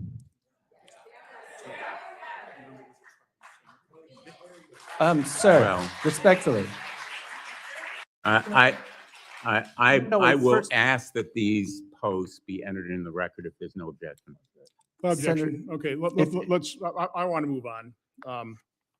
Let me, Can I have a- may I respond? Let me put up a chart to show why there are people that are horribly frustrated. I thought I had the floor. No, Mr. you Chairman. went over 4 minutes for your 7. So I already gave you like 11, 12 minutes there, so you're done. I thought we had all the time in the world. You at can, that once I do my 7 minutes, then you'll get 7 minutes again. Well, I'm going to go back and I invite anyone who's interested in internet safety, which is harming children, to attend the hearing of the subcommittee that I'm going to return to. I want to thank the witnesses in case I don't have the opportunity to come back. Thank the witnesses for participating, everyone who is here. Thank you for being here. And I'm sure we will have additional opportunities to air the issues that we've addressed here. And I hope that the corruption of science truly will end. Thank you, Mr. Chairman. So thank you. So let's quick put up chart number 6. Again, I'm just kind of laying out why people are outraged, because people haven't been held accountable. This is a history of autism. This is a chart showing from, again, hard to say, but with CDC numbers starting in around 2000, from 1 in 150 to now 1 in 31. According to your testimony back in 1970, it might have been 1 in 10,000, a little less certain than using CDC numbers, but there's been an explosion. What are we doing about it? Who's asleep at the wheel? Who's trying to determine what caused this? As Dr. Chris Palmer said, when it comes to chronic illness, and I'd throw autism in there, they don't want the root causes discovered. That's why people are outraged. That's why people may put on Twitter things that they may regret later. Let's put up the next chart, number 3. This is probably my most censored chart. Dr. Scott, were you aware that worldwide on VAERS, we've reported 38,742 deaths worldwide associated with the COVID vaccine? Were you aware of that carnage? I'm not aware of that figure in particular, no. In America, I believe the number 19,000, correct? Again, But VAERS does not prove causality. oh, I've heard that time and time again. So let's take a look at the bottom figure down here. Of those 38,000 deaths, 9,252, 23.9%, call it 24%, occurred on the day of vaccination or within 1 or 2 days. Now, I know that doesn't prove causation, but man, that's a correlation that we ought to look at. Do you know to what extent VAERS is reported to understate adverse events? Do you have any idea? Have you ever seen any studies on that? I'm sorry, what's the question? To what extent does VAERS underreport adverse events? Again, it's a pain to report something to VAERS. Okay, doctors are busy, takes half hour, 45 minutes. A lot of people don't know about it. So the vast majority of adverse events from a vaccine or a drug doesn't get reported to VAERS. So again, they've actually done studies on this. Do you know what percent actually get reported versus what doesn't get reported? No. Somewhere between 1 to 10%, correct, Mr. Siri? No, it's less than 1% according to an AHRQ-funded study of Harvard researchers. And So at Harvard less. program. So if it's less than 1%, let's just use U.S. figures. Okay. By the way, what is this? 17,000 or 19,000 U.S. deaths? Yeah, it's close. Okay, it's one of those 17 or 19,000 deaths reported in the U.S. based on VAERS. If we're only recording 1 out of 100, that would mean deaths from the vaccine is somewhere between like 170,000 in the U.S. 107, again, that's at a that kind of reporting ratio. This is why people are outraged. And what people are denying, they're not denying the potential effectiveness of vaccines. I think most of us think, yeah, they probably work to a certain extent. Okay? What they're denying are the vaccine injuries, the injection injuries. Mr. Scott, how much do you know about the mRNA technology? A fair amount. So is the mRNA that's encapsulating the lipid nanoparticle, is that true mRNA? Is that true mRNA? I mean, true mRNA, your messenger RNA, degrades very rapidly in the body. Correct? Correct. So the mRNA in the injection, is it true mRNA? Does it degrade rapidly in the body? Do you not know? I do know. Yes, it does. But It does. sounds- No, it does not. It's modified. It's modified mRNA, and it's designed not to degrade. And there are studies that show it sticks around the body.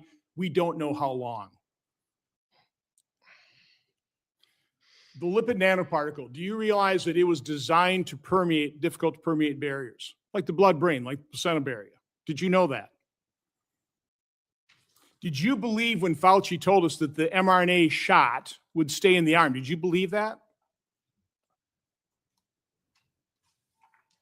It's a simple yes, no. I mean, did you believe? Do you believe the COVID injection stayed in everybody's arm? Do you believe that's what happened? Primarily. You think so, huh?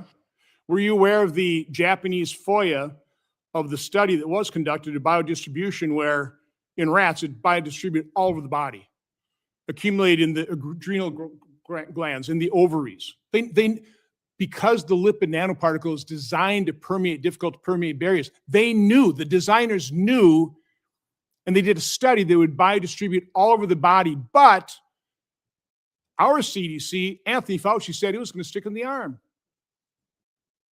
Now, do you know what the mRNA does? It's not a traditional vaccine, is it? Do you realize that? It's not an attenuated or a dead virus. It's messenger RNA, modified RNA, this encapsulated a lipid nanoparticle that distributes all over the body, and when it attaches to a cell, it unloads its mRNA into the cell and turns the cell into a manufacturing cell of a protein that is toxic to it. Do you realize that? Are you aware of that? I mean, just yes or no. I mean, do you know that or not? Because I talk to a lot of doctors, don't have a clue. I know a fair amount about the mRNA vaccines. Do I know about all of these studies that you're referring to? This isn't No, a study. there's This is the basic operation. Do you know how it works? It doesn't appear like you do. Well, so again, why would we have why would we have almost 1.7 million adverse events, dramatically understating it? Why would we have that number of deaths? It's because these little lipid nanoparticles are distributed all over the body. They're attaching to cells. They're turning cells like a heart cell into a manufacturing site for the spike protein, which is toxic, and the body attacks it. It causes inflammation. That's what myocarditis is. And the designers of the injection knew it. And Anthony Fauci knew it, and he lied. That's why somebody like Mr. Rogers, Dr. Rogers, gets so upset and is outraged by the cover-up of this. That's the problem here. I've got a lot more to say. Have you heard, do you know anything about, for example, the DNA contamination that's being reported? I want to enter into the record the McKernan study, just recently released, without objection. There's nobody to object. Again, have you heard about this? That there's DNA contamination in, particularly the Pfizer? You're aware of that? yes. And Do you know at what levels it exceeds the FDA recommended amounts? No. 36 to 627 times. The allowed amount is 10 nanograms per dose. And this research paper shows it's 36 to 627 times higher than that. Does that concern you? Yeah, if that's a legitimate finding, yes, that's not the information that I've been aware of. Yeah, but you know, it saves 3.2 million lives. No, it didn't. It's impossible. That's entirely possible. Okay, so I got the McKiernan study there. How about Dennis Rancourt's study? Are you aware of that one? It's a model, No. but it's a model of, I think, 17 equatorial and south hemisphere countries whose excess all-cause mortality was highly correlated to the uptake in the vaccine. So based off that study, their data, he estimates 17 million people died of the COVID injection. 17 million. I don't know, it's a model. It's like the 154 million. It's like the 3.2 million. It's like the 2.5 million. It's all those numbers that are confidently spewed. This study gets no reaction. I've entered that in the record. Hickdale, you do it. You can have a 2-1. Tip smoker is keeping an eye on Kaylee first, right? Hold on, there's somebody at the door. Boom, boom, boom. Hick Everybody. smoker. Who the fuck am I talking about? Hickdale, you do it. You can have a 2-1. Tip smoker is keeping an eye on Kaylee first, right? I thought I was gonna have to pull up for backup, mate. Yeah, come on. Yeah, Bex is you though. We're on it. Oh, yeah, Bex, don't worry. You got the Moroccans behind you. You'd be good. Bex, can I ask you about what you think of this synagogue nonsense? I think it's absolutely fucking mental. Yeah, me too, but me too. Do you know what? I was sitting there. Do you know? You do it. You can have a 2-1. Tip smoker is keeping an eye on Kaylee first, right? Hold on, there's Andrew, you'd be good. Bex, can I ask you about what you think? Oh, yeah, Bex, don't worry. You got the Moroccans behind you. You'd be good. Bex, it is Hick smoker. Who the fuck am I talking about? Hickdale, you do it. You can have a 2-1. Tip smoker is keeping an eye on Kaylee first. I want to ask you, the 1986 law set up a task force. It was disbanded in 1998. It was supposed to produce reports on how to improve vaccine safety. How many of those reports were ever produced to Congress? So the mandate for safer childhood vaccines, which you're referring to under the 1986 Act, the third section at 3 parts required a biannual report to Congress that explained how HHS, in which the FDA, CDC, NIH are all located, made vaccines safer in the prior 2 years. The total number of reports since 1986 are 0. Never been submitted. The second part of the mandate for safer childhood vaccine creates a task force, which you just mentioned, Senator. That task force is comprised of the head of the NIH, CDC, and FDA, and they're supposed to make recommendations on how to make vaccines safer to the Secretary of HHS. That task force made one set of recommendations in 1998 and then was disbanded and has now been under Secretary Kennedy put together. The first part of the mandate, if I may add, is what actually requires HHS to make vaccines safer, right? Because they made the pharma companies immune to liability. They took away the normal market forces that would drive them to actually engage in safety, recognizing that Congress, in its wisdom, at least in that part, was wise. It made HHS responsible for vaccine safety. And of course, if HHS is not doing the simple parts of the mandate for safer childhood vaccines, which underpins all of vaccine safety in this country, of putting biannual reports to Congress, of having a task force, you think they're doing the hard part in part 1? Of course not. Talk about V-Safe. Switching gears, kind of sticking to COVID. I mean, you're the one that had to sue. You know, I think one of the interesting, I think that actually the very last sentence in Dr. Scott's testimony is, let me find it. The data are public. Yeah, the data certainly are not public. First of all, when it comes to the clinical trials for each vaccine, we've had to sue the FDA to get the underlying clinical trial reports. For most of them, we've sued for the Varivax vaccine, for the Hep B vaccine, for many of them, and for the COVID vaccine. Real That's quick, not public. I'm going to Sorry. get back to VSafe. VSafe. Dr. Rogers, isn't it true that even peer reviewers don't get to look at the data of studies? That's common, Right. generally true. I mean, what is the truth in terms of how often researchers actually make the raw data available? I mean, a proper study should make the data available. That's a norm, but that doesn't happen in Yeah, the I mean, case part of the vaccines. problem with that, the Anderson et al. Study in Denmark that's, being touted that, aluminum is not a problem, is, people questioning cannot get the data, even though it's already been de-identified, correct?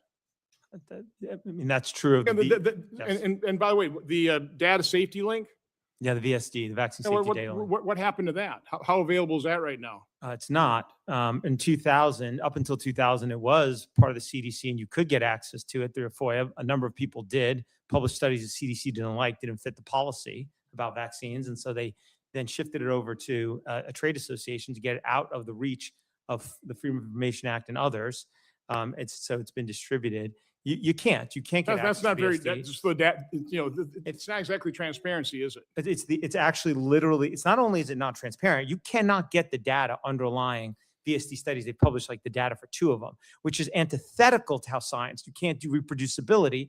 Not only that, it's selection bias, because if you want to do a study, it has to go through CDC's clearance process actually, which means that only studies that conform with this policy that vaccines are safe are going to get published. So let's talk about the VSafe, which was established for the COVID injection. 10 million people voluntarily signed up. I mean, I think what they were report is completely inadequate. But talk about how you had to sue and how long it took you to get the data from what was supposed to be the transparent safety surveillance system, and then what the results were. Just quick tell that story. Over 2 years, over actually collectively almost 3 years of litigation it took. VSafe was a safety system rolled out in December 2020, along with the release of the first COVID vaccine. Up until that point, CDC touted VAERS, and they said, well, VAERS isn't reliable. We're going to have VSafe. VSafe, they said, was a robust, rapid way to identify safety issues with COVID-19 vaccine. 10 million Americans signed up very rapidly over about 6 months. These were the vaccine enthusiasts who got the vaccine from December 2020, and about 9 million in those first 6 months. And they got a form to fill out every day for 7 days after the shot, then every week for 6 weeks, and then 3 times after that. On that form, we checked the boxes. There were basically 2 types of check boxes. First, check the box was for symptoms. But the symptoms that the CDC chose to include were the ones that they say are normal and fine after the vaccine, and they only collect that for 7 days, what they call reactogenicity. They're good. They show the vaccine is working. You're having an immune response. So that data was completely irrelevant for assessing safety. In fact, they reported 60, 70% of people reporting having that, and the CDC said, great. That leaves only one other check the box data that was actually worthwhile, and that was folks seeking hospital care, missing school or work, or not performing normal daily activities. Well, what the CDC was doing is they were pumping out study after study after study that only showed the first week after the shot for those 3 categories. Well, we wanted to see the full data set. My client, the Informed Consent Action Network, wanted to see the full data set. So we said to the CDC, hey, this stuff's totally de-identified. Just release it. It's literally sitting there in files. Could release it in 2 minutes. Took us almost two federal lawsuits, a year and a half of litigation, 2 years of litigation almost to get that data. And when we did, it was clear why the CDC wanted to hide it. It wanted to hide it because what it showed was 7.7% of these vaccine enthusiasts reported needing medical care that they attributed most likely to the vaccine after getting the COVID shot. 7.7, that's 1 in 13. And on average, they sought medical care 2 to 3 times each. You don't go to seek medical care 2 to 3 times each. And 75% of those were hospitalization, emergency room, or urgent care. So these were serious issues. I don't know if, and that was the only data point that VSafe could possibly have used to actually assess safety. If 1 in 13 seeking medical care on average 2 to 3 times each of the manner I just described is not enough to pull the plug, it was clear VSafe was not designed to assess safety. VSafe was designed to affirm its a priori belief this shot was safe. If it wanted to make VSafe actually a system that would assess safety, it would have added, for example, a check the box for chest pain, right? So they can assess myocarditis. It could have added a check the box for the numerous adverse events of special interest that its own vSafe protocol identified 2 months before it rolled out, including myocarditis, pericarditis, all the issues blood clotting we ended up seeing.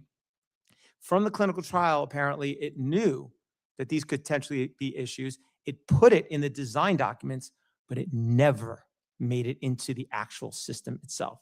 vSafe was not designed. It's the closest thing to mens rea, purposeful intent to design this system to assure that it would never actually show a safety issue. I don't think they expected that many people to report seeking medical care. Can I add something? Sure. Thanks. I just want to emphasize that the last thing I want to do is cause any harm. The last thing I want to do is the last thing I want is for anyone to be harmed by a vaccine. If there is a vaccine safety issue, I want it to be detected.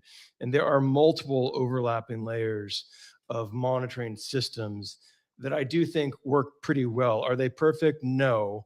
But when it comes to, de-identifying data and all that, it's a little complicated. So, but there are a number of other data monitoring systems.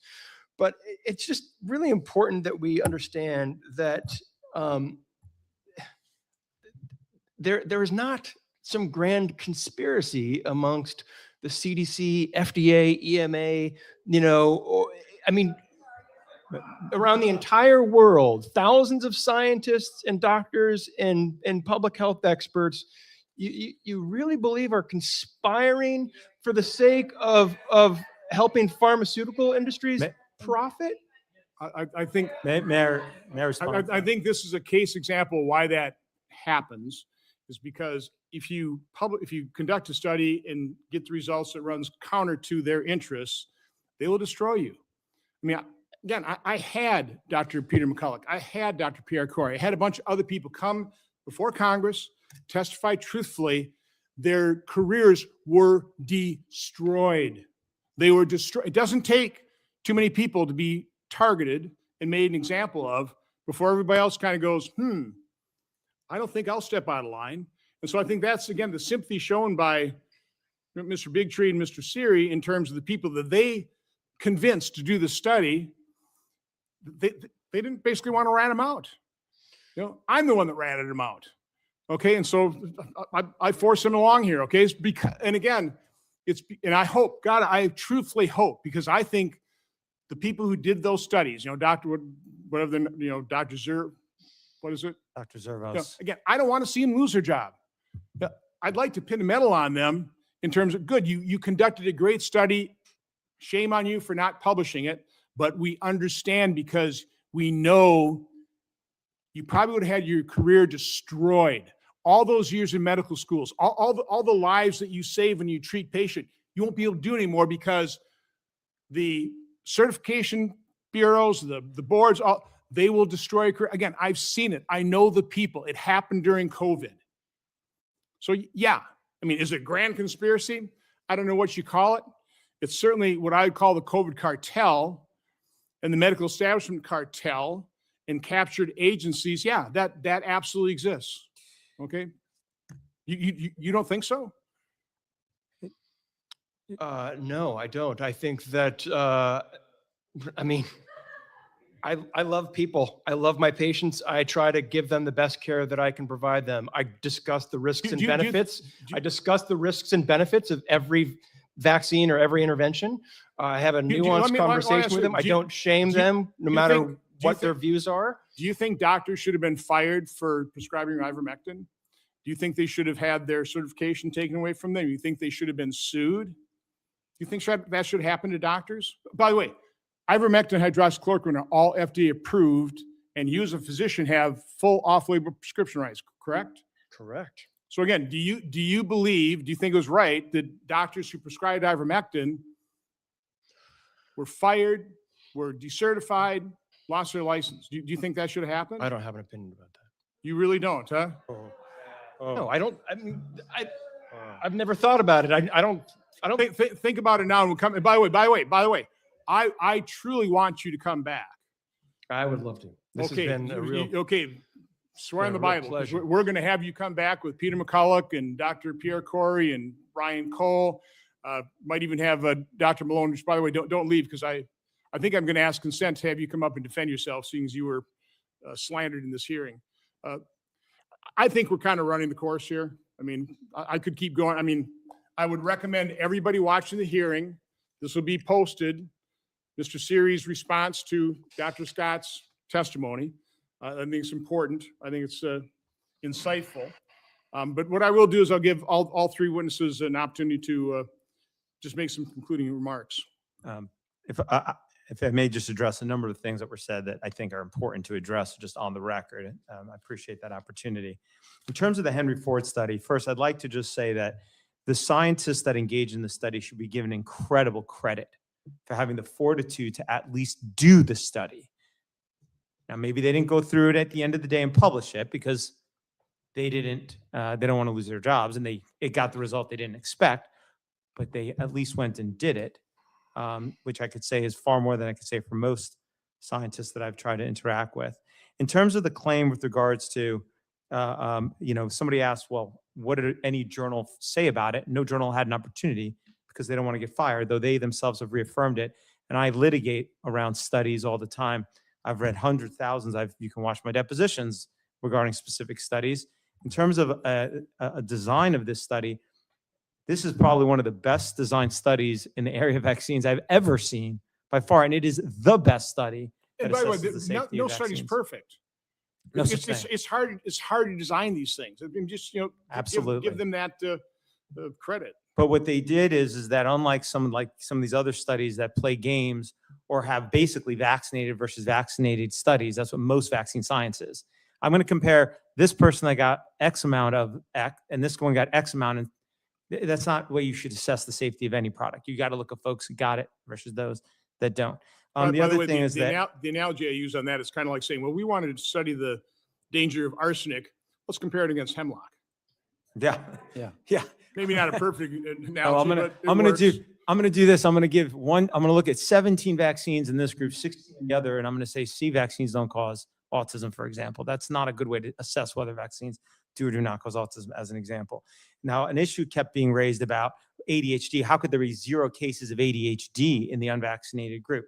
First of all, I'd like to point out that there are issues in the unvaccinated population in the study. There are kids, for example, 52 children had asthma who were completely unvaccinated. So obviously there are other environmental insults that can harm children, not just vaccines, right? But when it comes to ADHD, and I have this in my submission, the underlying science on ADHD shows that it is a result of a form of immune system dysregulation. ADHD is blamed on something going wrong on the immune system of our kids, and there is biological plausibility for precisely how vaccines could cause ADHD and why you might have ended up with 0. And if Dr. Scott ever looked at some of the other studies out there that do have vax-unvaxxed, then they're smaller. They have not as robust as this, but they exist. One of them, they also found far higher rates of ADHD amongst the vaccinated population. In terms of biological plausibility, I will rest on my submissions where I go through each of these conditions, cite to peer-reviewed science that shows the etiology often is some form of immune system issue, and they can be caused by immune system related issues. On the autism piece, on the null hypothesis, yes, there was one case, there were 23 cases of autism in the vaccinated group. There was 1 case of autism in the unvaccinated group in this study. Back up until basically 2012, you could not diagnose and bill under the billing codes for ADHD and autism. You had to pick, okay? So most autism cases did end up in the ADHD category up until that time, because that's how the DSM-4 was structured at the time. DSM-5 changed that system, and so there's probably a lot of the autism is probably within the ADHD category in this study, by the way. But putting that aside, that also, one is that you've lost those to the ADHD category, and then 2, if you don't have enough power, you can't reach a conclusion. the confidence interval crosses the one line on both sides. So it could be there's an increased risk, it could even be a decreased risk. This study just can't tell you. That's all. I think it's fair to say, you take a look at that Henry Ford study. It's not perfect. It's not necessarily determinative. What it says is we ought to look at this more. Absolutely. We ought to take this seriously. I mean, it's pretty high probability that, heavy vaccination might lead to higher incidence of chronic illness. I mean, it says that. I mean, that seems to be indisputable. Whether you can't read the whole thing as everything is gospel and this is black and white. The world is gray.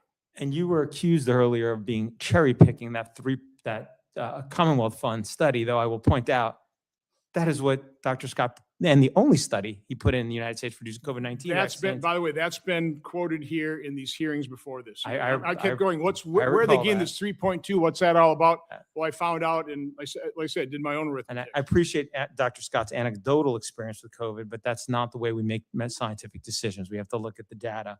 And I think when you look at the data, all right, not on slogans, not on what people feel about these products, okay? I mean, he might be I've no doubt Dr. Scott's a very nice guy. I don't know him. He might be a very nice gentleman. He's been a pretty good sport. And he's been a great sport, and he's endured a lot here today. He has probably not been exposed to a lot of this data and side information. And that's true of most doctors that I depose. I mean, your typical pediatrician and infectious disease doctor, when I depose them about vaccines, they know nothing. I mean, you put him through the ringer on COVID-19 vaccines, but that's not what he's trained to know. He's not trained. It's not within his knowledge. It's not part of his training. It's not what his typical experiences. That's my experience with most doctors. I mean, they're bad. They just don't know. And at the end of the day, I know that they're taught that there's this incredible body of science that underpins the safety of vaccines. I could tell you as somebody who has to litigate these products, that is just a slogan, okay? It is not true. And the fact that there are so many doctors who agree that that's true is of no moment. The fact that medical organizations say it is of no moment. The only thing that matters is what the evidence itself actually shows. And you can crowdsource as many clinical trials as you want from around the world randomly, haphazardly on some Excel file list on the internet. But that does not change what the actual clinical trials were that were relied upon to license each child a vaccine. And when you look at each one of those, as we have done, as we need to do for our work, they are disturbing. They do not affirm the safety of these products. There is not a single routine injected childhood vaccine that was licensed based on a trial that affirmed its safety. Okay. Thank you, Mr. Rogers, or Mr. Siri, Mr. Rogers. Thank you, Senator Johnson, for organizing this hearing. I'm so grateful for your leadership in the Senate and across America. We're deeply indebted to you for your courage in the face of the wealthiest and most powerful industry in the history of the world. So let me explain how all this works. This is right in my wheelhouse. This is what I study. I follow the money. Autism is a political economy problem. These are all political economy problems. So let me explain how this works. Thus far, government has failed in response to the autism epidemic because of regulatory capture. Rather than protecting public health, regulators have advanced the interests of the pharmaceutical industry. That's pretty straightforward. Science and medicine have failed in response to the autism epidemic because of epistemic capture. And what I mean by that is that the pharmaceutical industry has captured every step in the knowledge production process in science and medicine. Big Pharma controls what is studied, how it is researched, and what qualifies as evidence. Now, this capture permeates every level of the system. Medical textbooks and curricula are influenced by financially conflicted academics. Universities and department chairs hold substantial pharmaceutical ties. Most clinical trials are conducted by for-profit contract research organizations in China and the Third World. A large share of scientific journal articles are ghostwritten. The pharmaceutical industry spends over $27 billion annually on drug promotion and continuing medical education. Standards of care are authored by conflicted physicians. So from the first day of medical school to the final years of practice, doctors live inside an epistemic bubble engineered by the pharmaceutical industry to increase its profits. Senator Blumenthal and Dr. Scott only pay attention to captured science. science that's controlled by the pharmaceutical industry. The correct answers, the best science, is happening outside of that epistemic bubble. The entire system of knowledge production in science and medicine needs to be overhauled to liberate it from the biases and distortions imposed by the pharmaceutical industry. So just to wrap up, an estimated 115,000 children develop autism every year in the United States. That means that 315 children develop autism every day in the US. Now, if Dr. Sally Ozanoff's work is correct, and she's at UC Davis, she shows that 88% of autism cases are characterized by regression. That means that, so if she's right about that, and I think she is, that means that 277 children regress into autism every day in the United States. Now, regression suggests an acute toxic exposure, not genetics, not better awareness, an acute toxic exposure, which means that most cases of autism are preventable. Autism is not a medical or scientific mystery. We know beyond a reasonable doubt that toxicants, mostly from vaccines and about a dozen additional toxicants, are causing autism.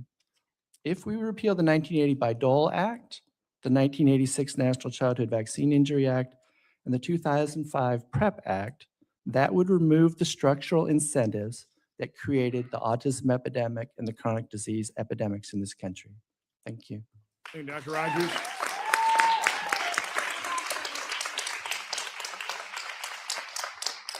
Pat, we'll give you the last word on this panel. And again, you have, you've weathered the storm. You've been a good sport about this. Appreciate it. Thank you. And no, I appreciate debate. I do.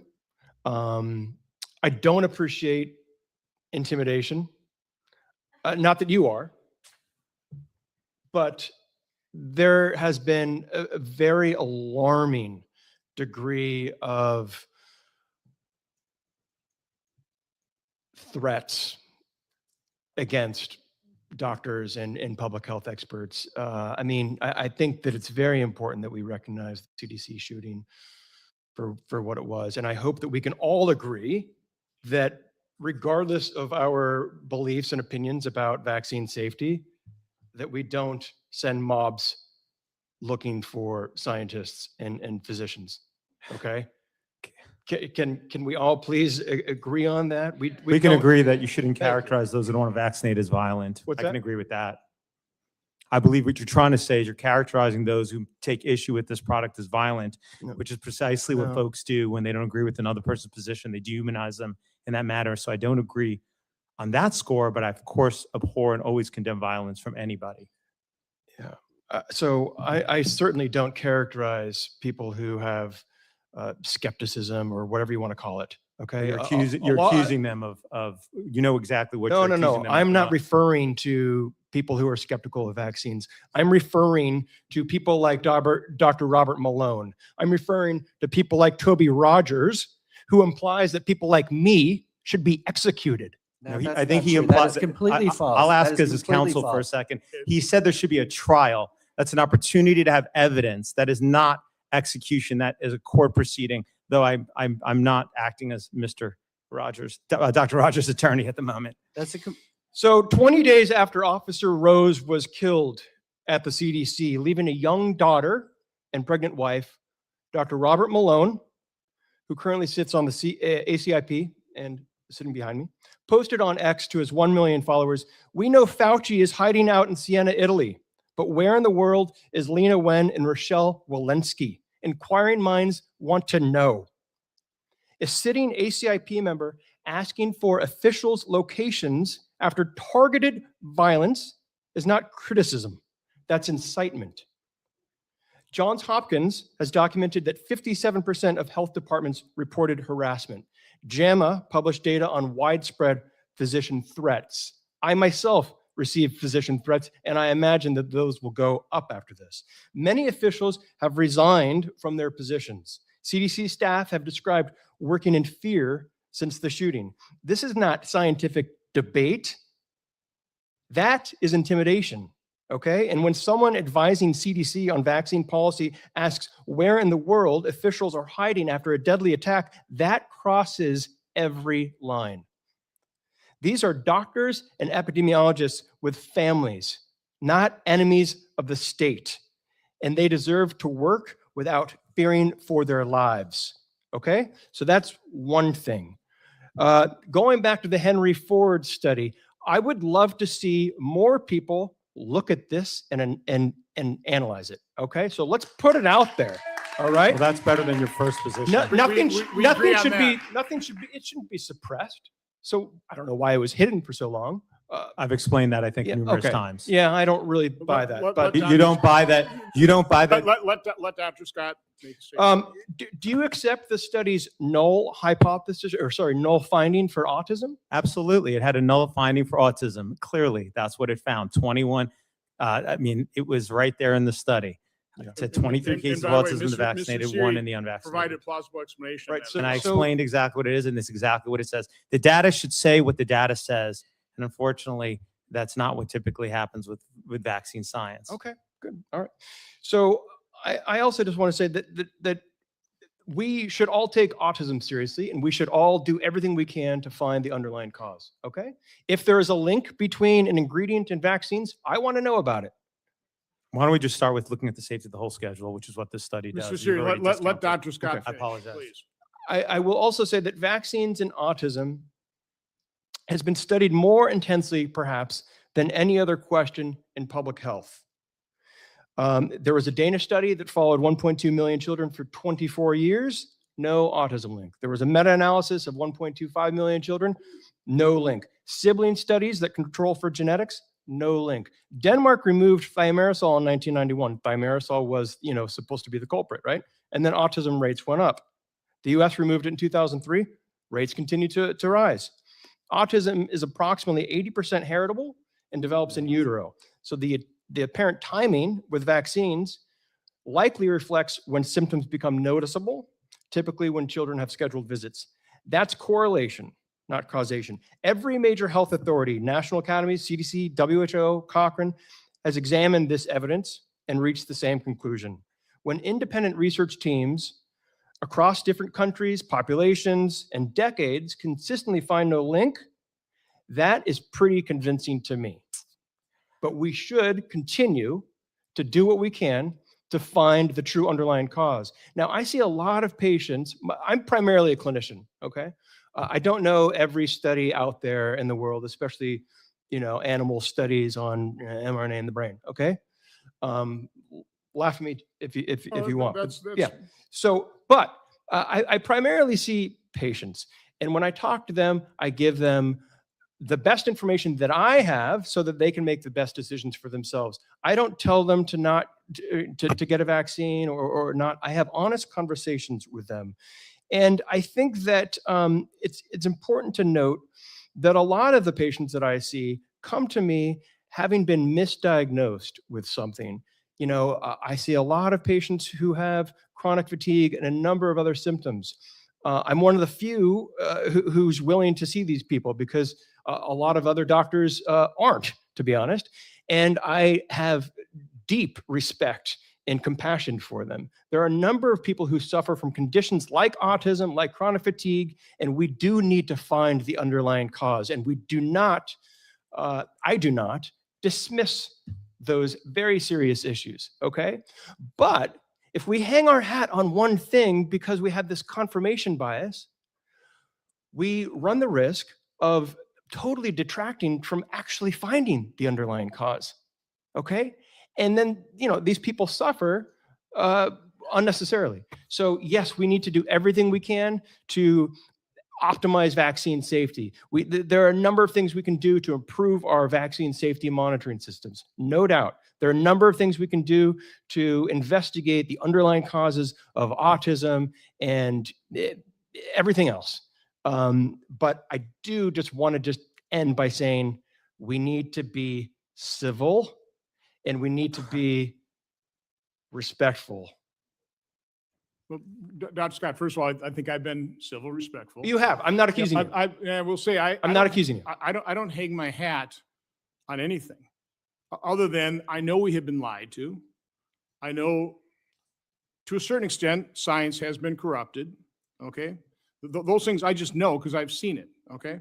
I do ask you one question, because kind of like Bobby Kennedy, I mean, I didn't come here to do this, okay? I mean, Bobby Kennedy was an environmental lawyer. He'd give talks.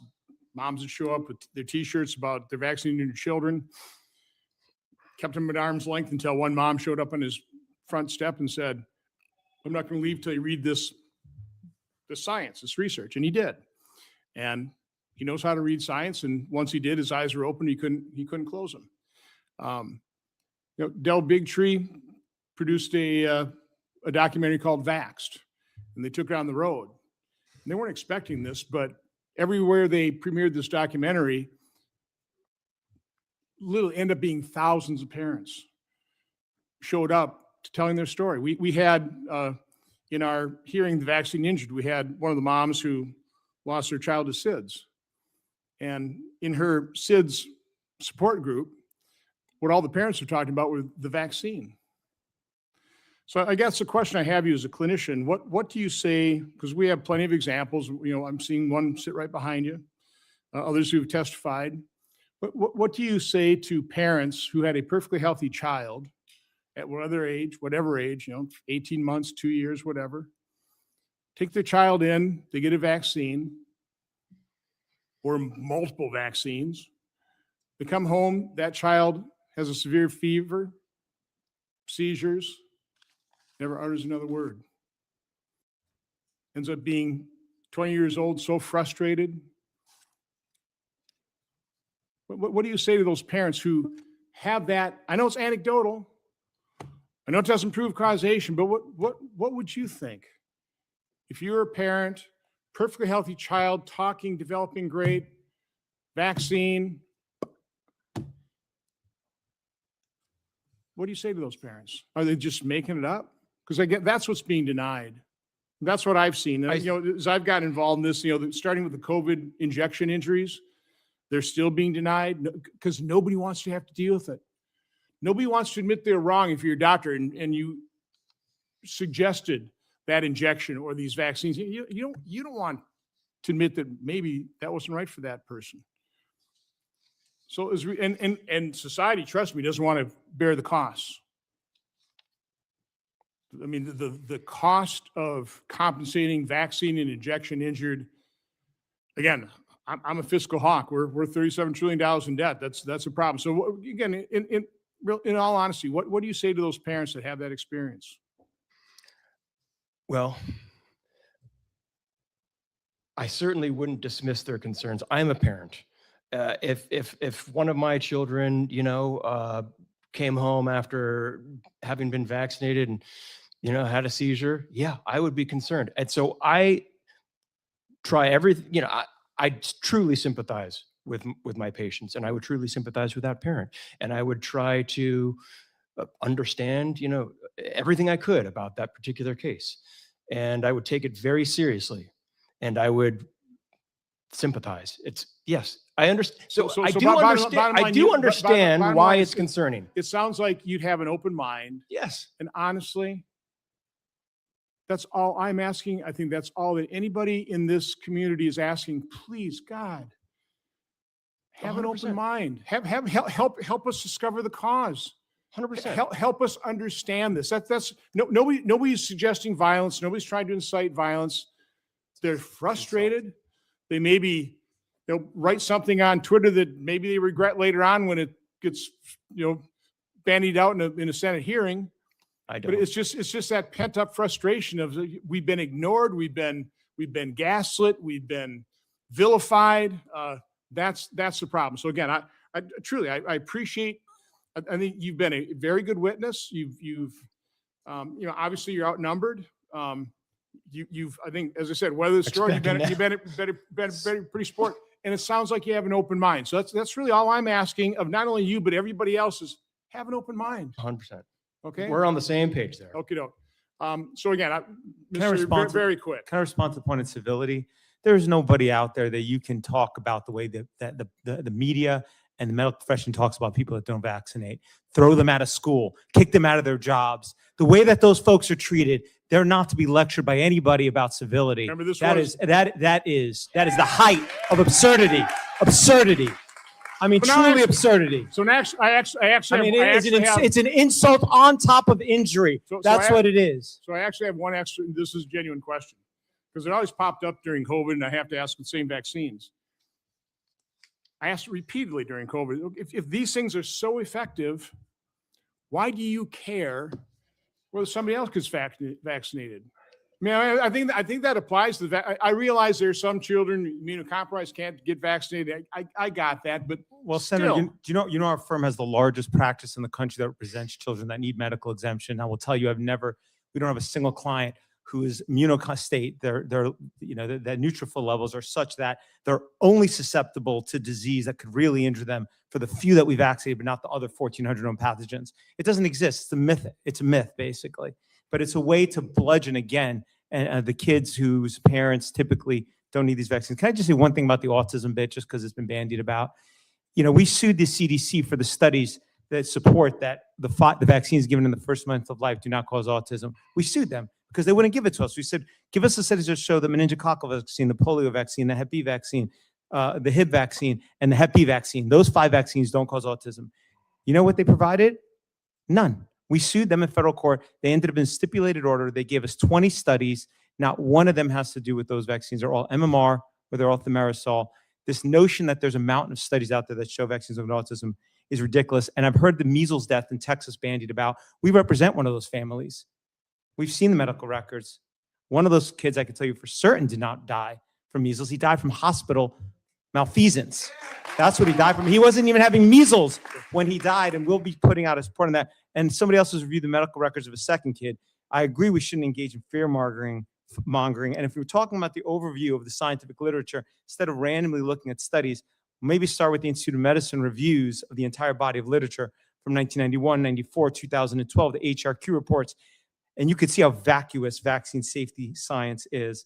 I'll leave with one last point.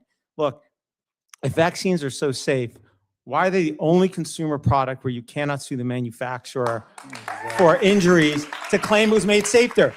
It's been 1980s, it's been over 30 years they're telling you Hep B safe, Hib safe, these are safe. You still need immunity? Okay, let me tell you my definition of vaccine, Senator. It's a product that causes so much injury that it has to have liability for the injuries that it's causing, immunity for the injuries that it's causing. That's what a vaccine is. Okay.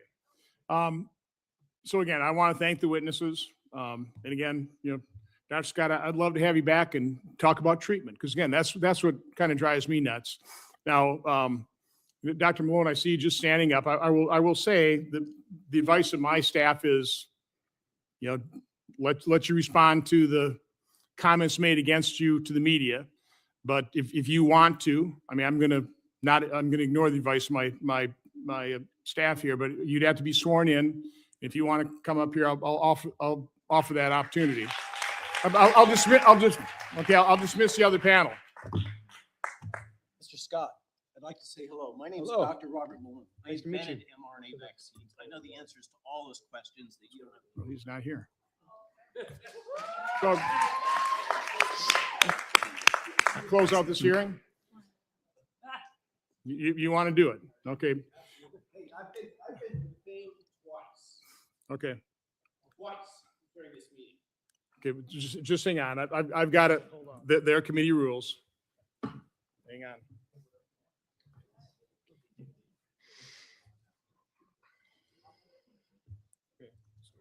Civility. Okay. Ridiculous. So we by rule, we have to allow Senator Blumenthal to come back here. Okay. So before I do any of this, we have to give him that opportunity. Is there a time limit on this?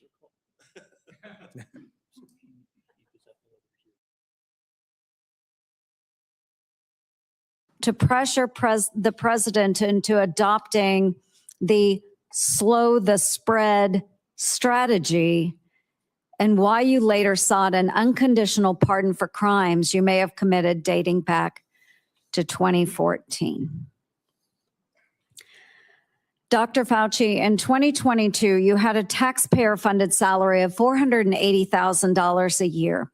You were, in fact, the highest paid federal employee in the entire federal government, even making more than the NIH director and the president of the United States. According to now public documents, that was due in large part to your work on biodefense. Unreported is how NIAID spent over $1 billion from 2009 to 2026 in biodefense and influenza federal contracts and subcontracts. My office uncovered records on usaspending.gov that show from 2015 to 2020, NIAID paid out $515,418 in subcontracts to Harbin Veterinary Institute in Harbin, China, including $100,000 a few days after it opened a BSL-4 biolab in 2018. That very same institute was criticized for doing gain of function bird flu research in 2013. And yet you were funding them for years after that, sending U.S. taxpayer dollars to China. These contracts, which we also trace to NIAID, show U.S. taxpayers funded gain of function researchers in the Netherlands and in Wisconsin, funding the same folks whose controversial work led President Obama to pause this exact type of dangerous pandemic research. Dr. Fauci, did you know that the NIH's billion-dollar Sears contract programs were funding gain-of-function researchers in China, the U.S., and in the Netherlands? On the advice of counsel, I respectfully decline to answer based upon my rights under the Fifth Amendment to the Constitution. Dr. Fauci, Dr. Deborah Birx wrote in her book that you and President Obama's former CDC director were at a Saturday, March 14th, 2020 meeting at her home 2 days before the president announced his 15 days to slow the spread effort. Your now released diary said the meeting was a week before that. Dr. Birx said you all were trying to trap the president into having no other options. She wrote, your plan was to, quote, block any of the president's escape routes. So, quote, he'd have no choice but to agree to our flatten the curve measures. Yes or no, Dr. Fauci, did you try to block or trap President Trump into the slow the spread, flatten the curve measures in March 2020? On the advice of counsel, I respectfully decline to answer based upon my rights under the Fifth Amendment to the Constitution. When the COVID-19 virus broke out in Wuhan, China, you, Dr. Fauci, knew pretty much right away that NIH had funded Chinese labs, including those doing coronavirus research. There's email traffic from early January 2020 where your staff was flagging for you that NIH funded coronavirus research at the Wuhan lab through EcoHealth Alliance.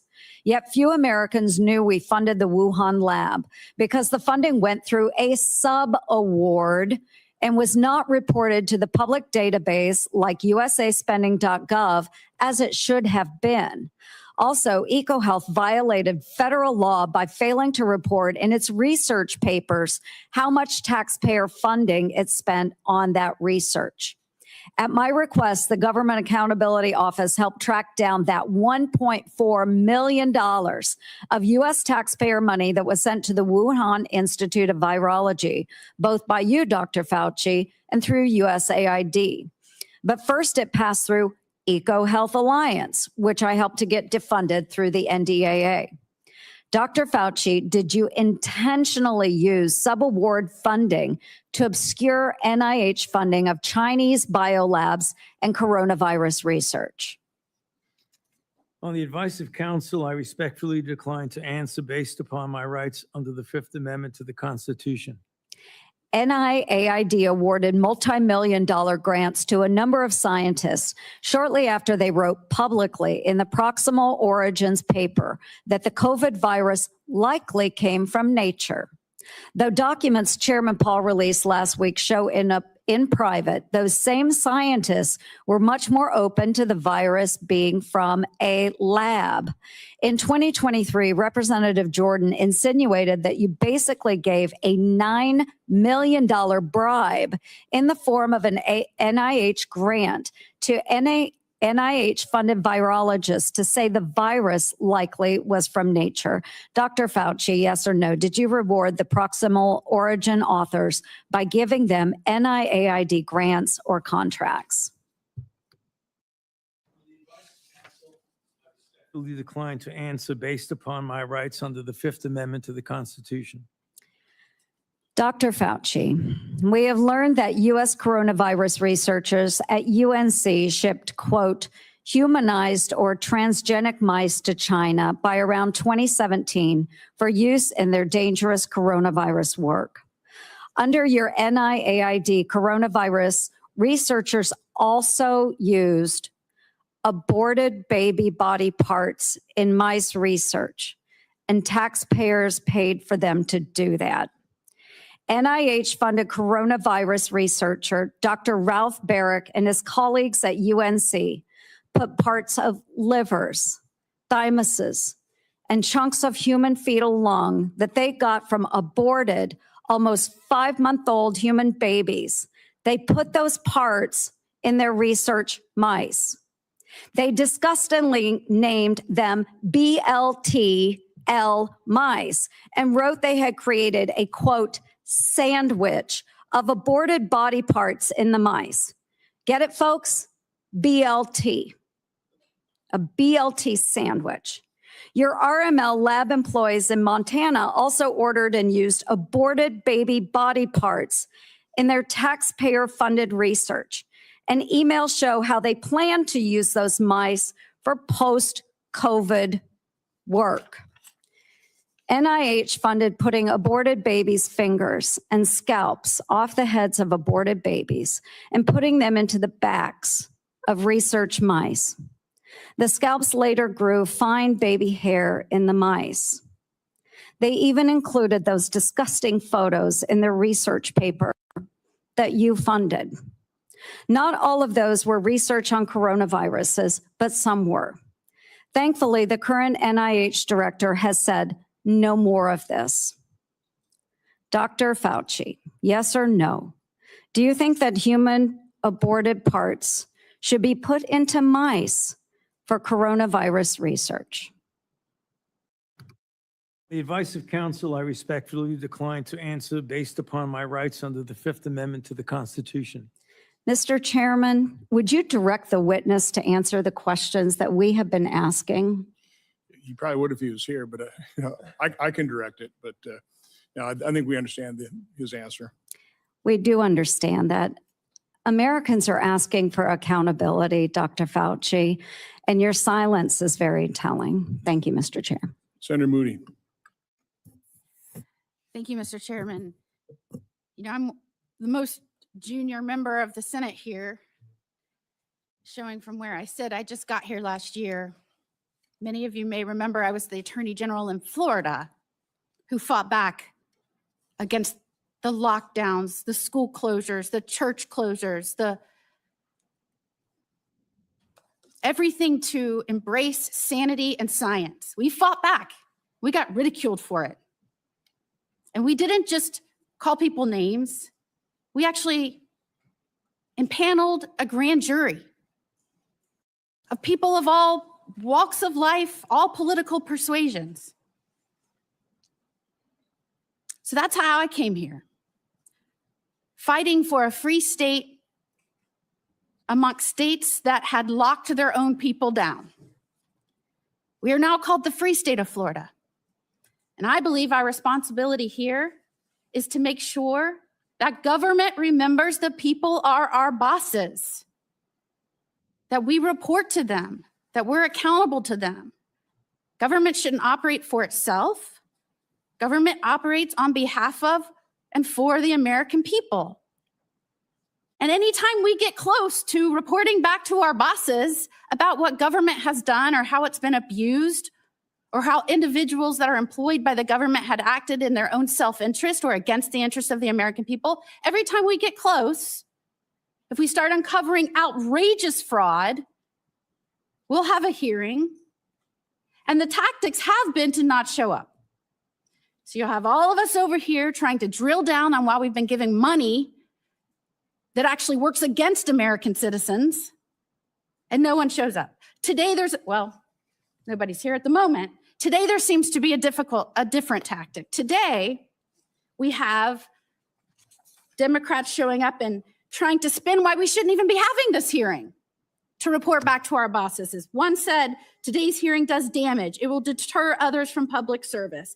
Another said, this hearing is designed to entrap you. Another said, one fell all over himself flattering you, thanking you for your service multiple times, quoting man in the arena. Another said that we are demeaning first responders. And today is a sad play in a repeated playbook, or we're going after one man. I mean, all of their time was used on why we should not be having the hearing to report back to our bosses and give the people accountability. So I would like to talk about that because I believe that the trust the American people place in our public health institutions and what happened to that trust during COVID is important. Because in a public health emergency, they are asked to make extraordinary sacrifices based on advice given to them by the government that is supposed to be working for them. And for that system to work, the public has to be able to trust the people giving them instructions. That trust depends on candor. Would you agree with that, Dr. Fauci? On the advice of counsel, I respectfully decline to answer based upon my rights under the Fifth Amendment to the Constitution. And when the evidence is uncertain, officials need to say so. When recommendations are based on assumptions rather than hard data, they need to say so. And when they get something wrong, they need to own it. And when the trust is lost and the consequences extend far beyond any single pandemic, the next time public health officials genuinely need Americans to listen, millions of people may simply ignore them or not believe them. And Dr. Fauci, you were undeniably the face of the federal government's COVID response. You said so yourself in your diary. You said it's not hyperbole to say, I've become the most famous and talked about person in the country. So I want to understand how we got here. Let's start at the beginning. On March 8th, 2020, you appeared on 60 Minutes to discuss the spread of COVID-19. You were specifically asked to clear up the confusion and misinformation surrounding masks. You told the American people, right now in the United States, people should not be walking around with a mask. The interviewer immediately stopped you and said, are you sure of it? Because people are listening really closely to this. And instead of walking back or qualifying your statement in any way, you doubled down. There's no reason to be walking around with a mask. When you're in the middle of an outbreak, wearing a mask might make people feel a little better. It might even block a droplet, but it's not providing the perfect protection that people think it is. And often there are unintended consequences. People keep fiddling with their masks. They keep touching their face. Just a few weeks later, the CDC released its guidance recommending that Americans wear masks in public. You were asked to explain your original recommendation. You emphasized a very different consideration. You said, well, back then, the critical issue was to save the masks for the people who really needed them because it was felt there was a shortage of masks. So I want everybody to sit with that. The critical issue driving your initial recommendation to the American public was scarcity, logistics, not medical evidence. So when you told the American people there was no reason to wear a mask, what was your principal objective? Giving them an honest assessment of the medical evidence or discouraging them from consuming a scarce supply of masks? On the advice of counsel, I respectfully decline to answer based upon my rights under the Fifth Amendment to the Constitution. Well, unfortunately, that was just the beginning of a broader pattern. let's talk about the 6-foot distancing rule. In April 5th, 2020, interview on CBS said, every time I get to that podium in the White House briefing room, I always essentially plead with people, please take a look at those very simple guidelines of physical separation. And they're very, very clear, physically separate 6 feet away. Yet when Congress finally asked you in 2024 what science supported that evidence, 6-foot distance rule for COVID, you admitted you were not aware of any studies supporting it. Incredibly, you said the 6-foot rule sort of just appeared and described it as an empiric decision that wasn't based on data. That rule had real consequences. Schools didn't open back up. Businesses didn't open back up. Churches didn't open back up. I could go on and on and on. And Americans were kept physically separated from one another during the most difficult moments of their lives. Many lost loved ones during that time. So Dr. Fauci, did you have any evidence to support a 6-foot separation rule when you gave that advice to Americans? On the advice of counsel, I respectfully decline to answer based upon my rights under the Fifth Amendment to the Constitution. All right, well, let's look at the lockdowns then. By 2022, the consequences of prolonged COVID lockdowns on our children were clear, from delayed development to social isolation, which is probably why you were asked in July 2022 whether you would recommend locking down schools again. And you said, first of all, I didn't recommend locking anything down. But now we have your diary. And it tells a very different story from the one you told the public. And I will quote, I spoke with Bill de Blasio, the mayor of NYC, and convinced him based on what I was saying publicly in my conversation tonight to close the NYC schools. He had already decided based on what I was saying on TV. I went on to tell him he should close the bars and restaurants in NYC. And he said he would do this based on my recommendation. You even said that you told the president we should shut the whole country down. So Dr. Fauci, how do you square telling the American people publicly that you didn't recommend locking anything down with your own diary entry kept on federal government equipment saying that your recommendation is what convinced the mayor and the president to lock things down? On the advice of counsel, I respectfully decline to answer based upon my rights under the Fifth Amendment to the Constitution. Now, I just want to make clear that when in Florida, we were pleading with people to give us advice based on scientific evidence, that we were getting these conflicting statements by you that didn't match scientific data. And in fact, when we impaneled a grand jury, the grand jury's conclusion, not surprising to anyone, and by the way, we're still the only state to have impaneled a grand jury. I was the only attorney general to do this. We did this in 2023. That conclusion was the lockdown, mask, and social distancing advice ministered by federal agencies and implemented by certain local, state, and federal agencies was not based on the best available scientific data. In fact, many recommendations and their accompanying mandates departed significantly from available research. Again, people from all walks of life, all political persuasions, that is what they found. And yet, during that time, while you were giving those statements, knowing there was no scientific basis for it, and we know now you knew it because we have your diary entries, you called the governor that I worked with to fight to keep Washington and DC out of our state so that we could indeed respect the rights of our citizens.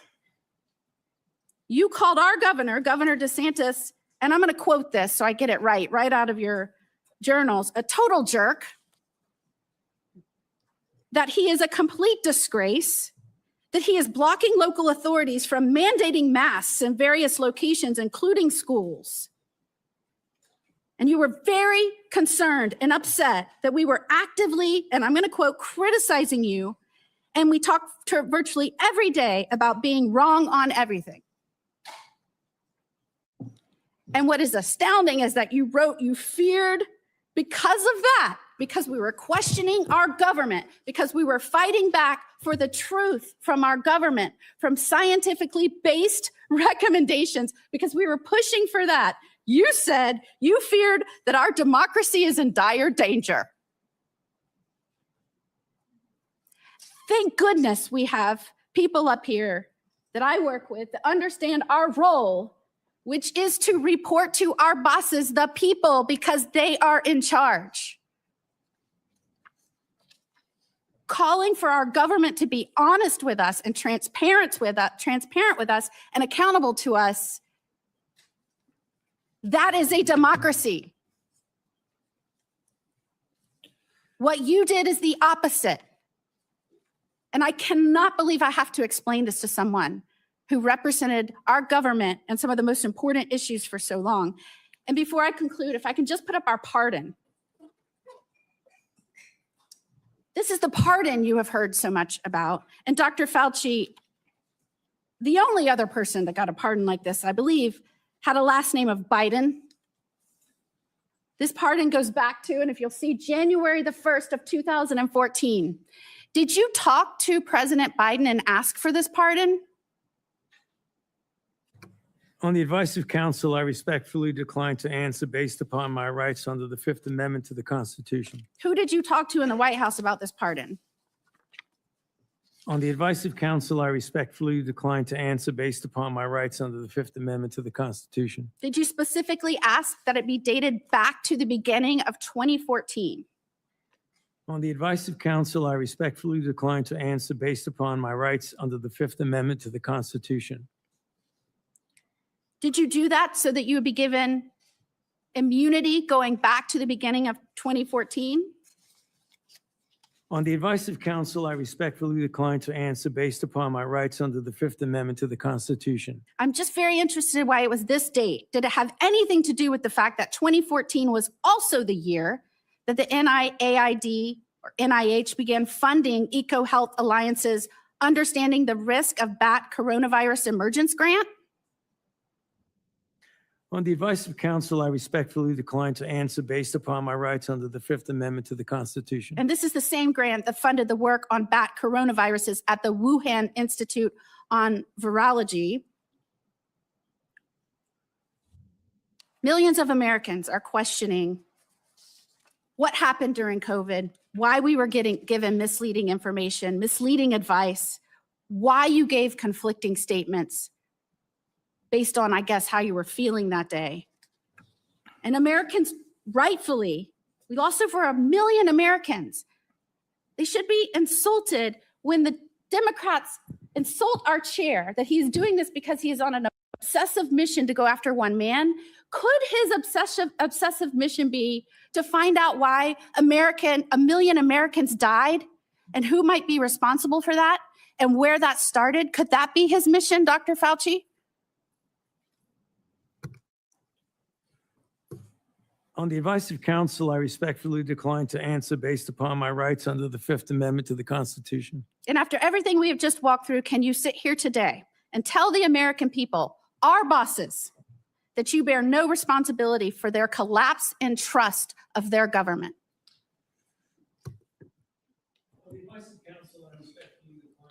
Based upon my rights under the Fifth Amendment to the Constitution. Time has expired.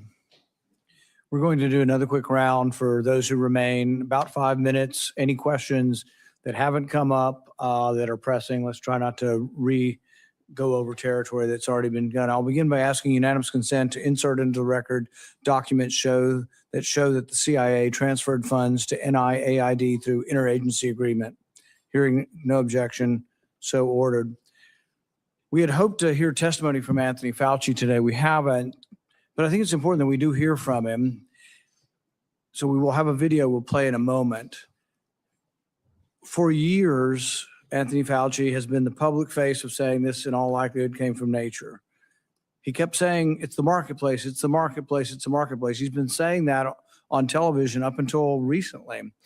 But what we find is that what he was saying in public is different than what he was saying in private. In January, in private, he wrote that looks like the wet market was a super spreader event. It didn't originate there. We know that some of the earliest deaths and sickness came from somewhere else. But then for years and years, we got dishonesty. So let's play the video so we can see a little juxtaposition of the problem we're dealing with. Fauci's journal entries contradict what he said publicly about the origins of COVID-19. Fauci admitted in January 2020 that the initial outbreak of COVID did not occur at a wet market. Take a really good look at the animal-human interface and the fact that animals from the wild are being brought into wet markets. You have animals that come out of the wild that are sold at these open, what they call them, wet markets. Wet markets, where you bring animals in from the wild who have these viruses. The wet markets in Asia, where people bring animals from the forest into market. There are wet markets in Wuhan that are ample opportunity for a virus to jump from an animal. The origin was from a bat to an intermediate host to a human, very likely in a wet market. And those animals should not have been in the Wuhan market. They knew that those animals should not have been in the market, and they immediately cleaned out the market, put restrictions on the kinds of animals that come into these wet markets. I think they should shut down those things right away. I mean, it boggles my mind. So repeatedly saying in public something different than what he believed in private. Now, this is interesting because, the first SARS outbreak in 2003 was traced to a wet market, to animals there. But interestingly, they had evidence. They had evidence that the animals had the disease. They also had evidence that the handlers had a disproportionately high number of antibodies to the disease. So there was evidence, and the evidence was presented. So when this came out, the same thing happened again. They did look at the wet market. They looked at the wet market and tested, I think, 80,000 animals and didn't find any animals that had COVID-19. When they did find COVID-19 and trace samples there, they found that the DNA or the RNA was consistent with human spread.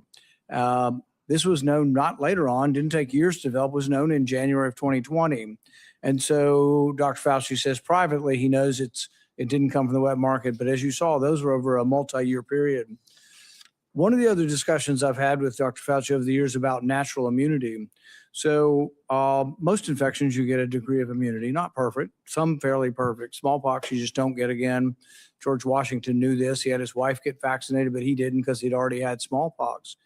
But there's one particular story that a man came up to me who'd lost his wife to COVID. He said, we all got it. We all got sick, and my wife ended up getting sick enough to go to the hospital. But we'd recovered 2 weeks. She was still alive. 2 to 3 weeks later, we'd all recovered, and they wouldn't let us be with her. And to this day, it's one of the saddest things. And it just, I think all of us should think about this. They were not allowed to visit their mom. He wasn't allowed to visit his wife in the hospital. But based on this misunderstanding of natural immunity, that for some reason, 2 weeks later, they were a problem. But this was all promulgated by you.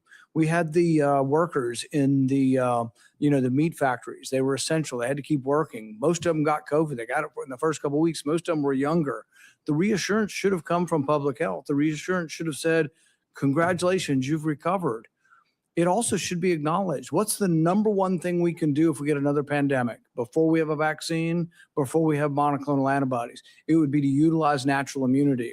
So instead of the advice you were giving to Cuomo and others in New York that led to the deaths of hundreds of thousands of people or tens of thousands of people, you could have been saying, well, maybe the nurses taking care of the elderly should be people who are 2 weeks out from COVID infection. We could have used natural immunity as somewhat of a block of protection.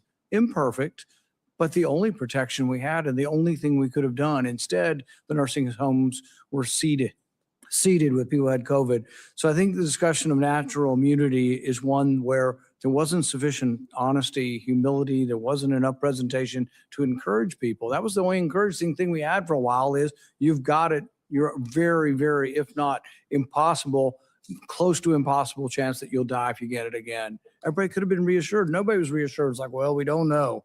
We just don't quite understand natural immunity. My favorite quote from that is from Martin Kulldorff from Harvard. You called him one of the people that you had to take down, the fringe epidemiologist, which I've never ever heard a scientist call another scientist that. But he jokingly said on Twitter, he said, yeah, we knew about natural immunity from 486 BC, from the time of the Athenian plague. We lost all knowledge of it in 2020. The good news is it's slowly coming back. 24 to 2025, we're beginning to understand what natural immunity is again. Not something perfect, but a useful tool that could have been used, but also something that could have helped people by telling the public, my goodness, you're not going to die now. You have a chance. If you've already had it and you're 85 years old and you're at risk for it, and you're wanting to feed your wife, and they're telling you to wear 4 masks and not be around your wife when you've already had it, it made no sense.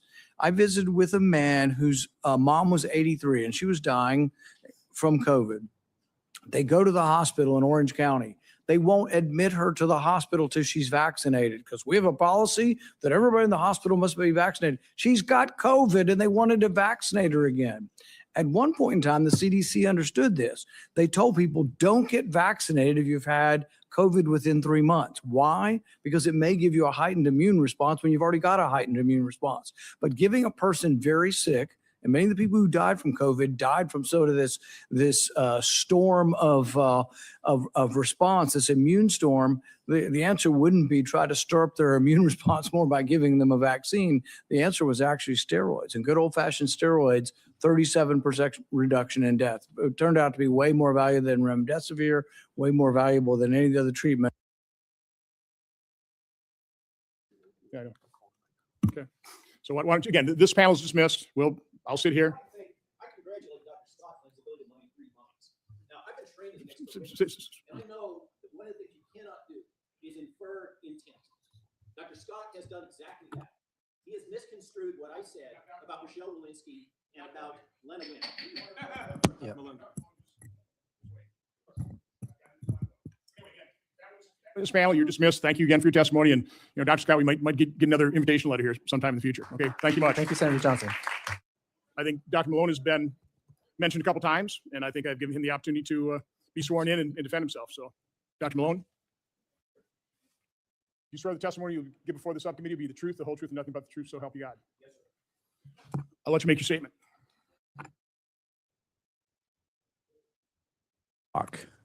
Various comments have been made about intent and meaning concerning, in particular, 3 tweets, or 3, they're not actually tweets. They're part of a weekly roundup of memes that my wife and I publish through our Substack, Malone.news. We put out, over the last 4 years, thousands of essays. And we get a little bit of a break. We put them out 7 days a week, but we get a little bit of a break on Fridays and Sundays by doing a roundup of memes that other people have posted previously. They're sourced from many different places, and we typically cluster them around topic areas. Now, unfortunately, the morning, and just a little more context, of course, I speak here as a private party, even though I am appointed as a special government employee, serve at the discretion of the Secretary on the Advisory Committee on Immunization Practices for the Centers for Disease Control and Prevention. I have 30 years of experience in vaccine development. I have multiple fundamental patents and discoveries, of which 6 have to do with mRNA vaccines. They're all filed between 1990 and 1991 that have subsequently issued. Those are the foundational documents in RNA vaccination history.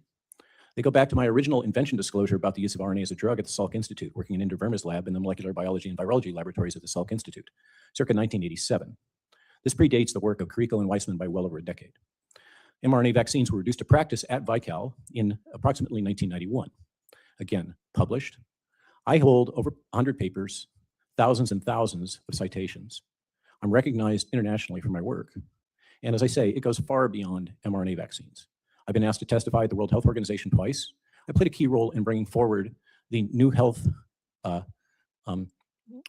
Public Health Agency of Canada vaccine for Ebola and got it sold to the company Merck because I believed Merck was the most appropriate firm to further develop that vaccine. And I helped get hundreds of millions of dollars of federal funding to support the development of that Ebola vaccine at Merck, which was subsequently licensed. I am a vaccinologist. I am an immunologist. I am trained as a pathologist. I taught in medical school pathology for decades.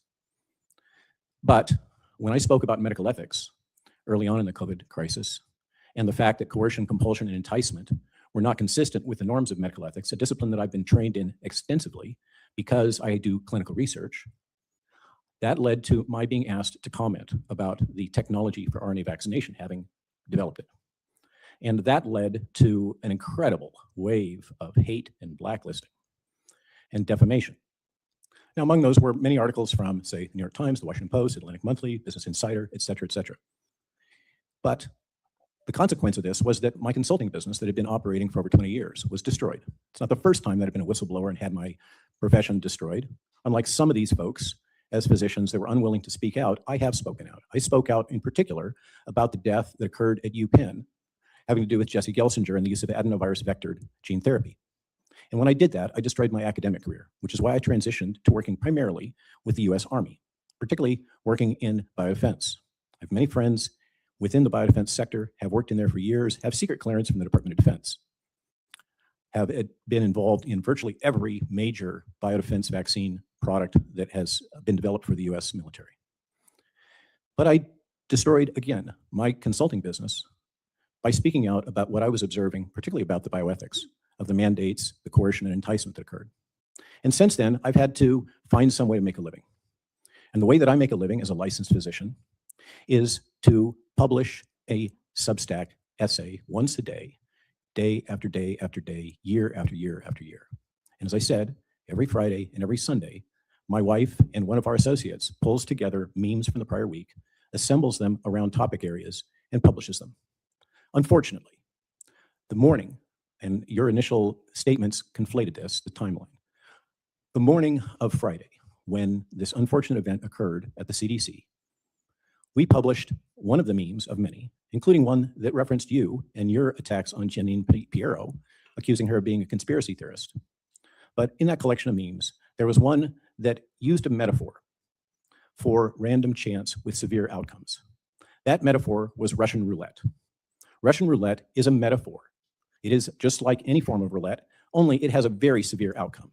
And that particular meme meant to make a point that when you have a random event with a severe outcome, it can appear statistically to be inconsequential, but in fact, it has a major impact.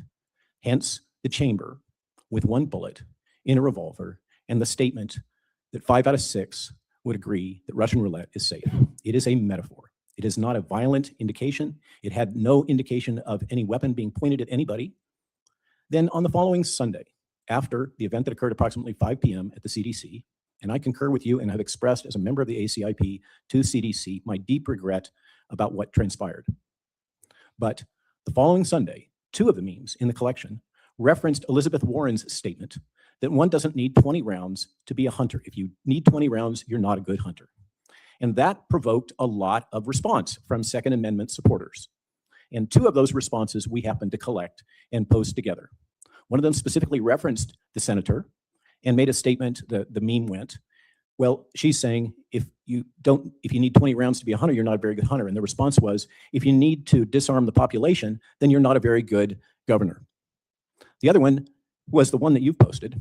I don't believe that's an automatic weapon, but I'm not a specialist. I don't actually own any guns except for a couple pellet guns that I used to kill rodents on my horse farm in Central Virginia, about 10 miles from the former home of James Madison that was cited earlier as a strong supporter of an armed populace and the Second Amendment.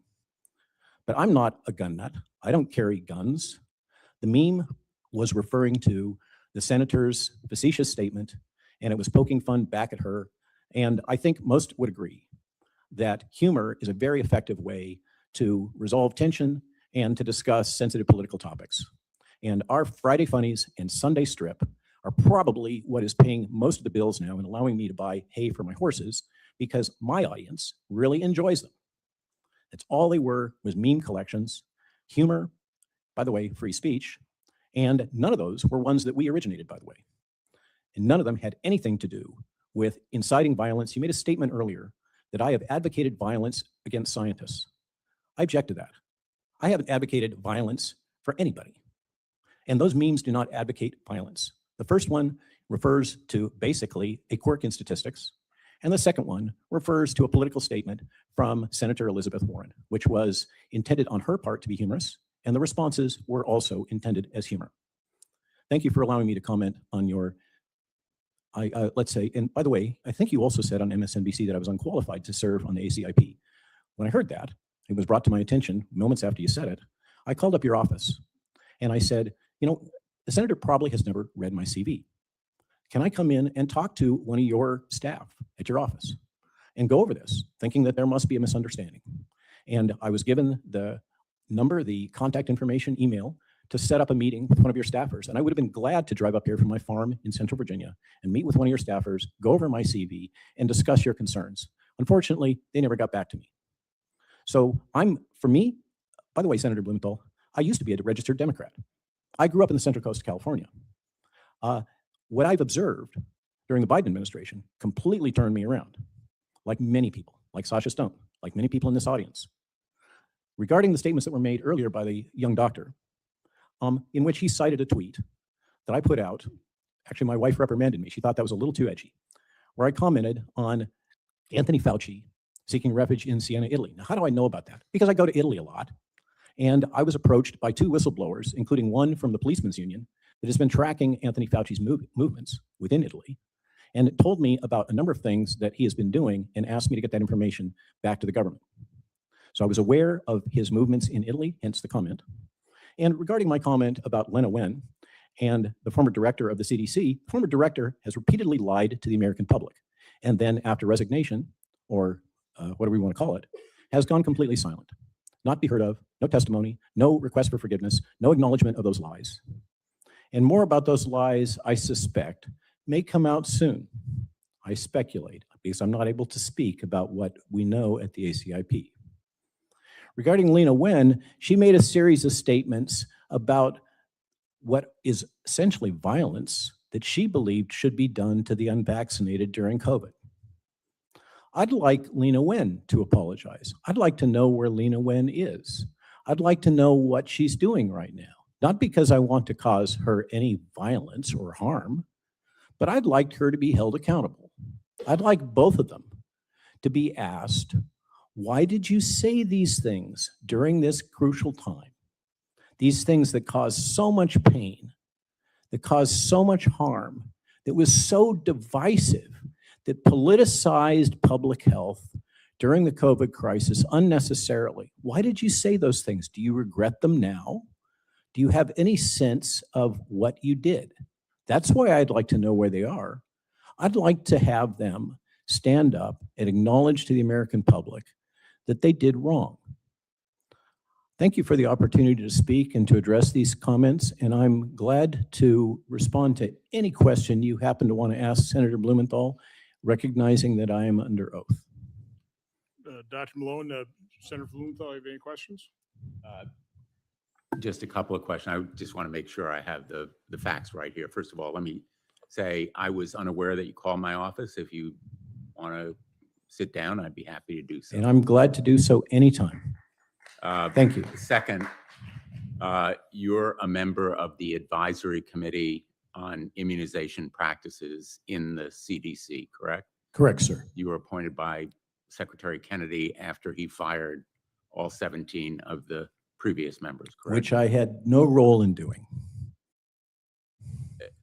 My view, tell me if I'm wrong, is the Advisory Committee on Immunization Practices, also known as ASAP, is a position of immense public trust. That's your opinion. Personally, I think the ASIP is a federal FACA committee which should be immune from intimidation and which has had mission creep. That's my opinion. I think that this committee and the sense of importance attributed to this committee is grossly overplayed.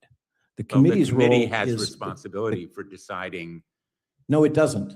The committee has responsibilities for advising the director of the CDC only. Deciding in its view what vaccines should be recommended and then providing that advice to the secretary or to the CDC, correct? That is one interpretation. I take a much narrower view of the charter of the ASIP, having had to study it. Let me just say, I view this committee as one of public trust.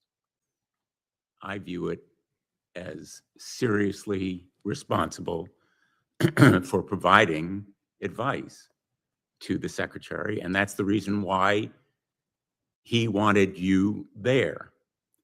And I have no quarrel with your expressing your views as a matter of First Amendment rights, whether they were intended for humor or some other reason. But in a position of public trust, you have a responsibility to consider the practical effect of your words beyond just your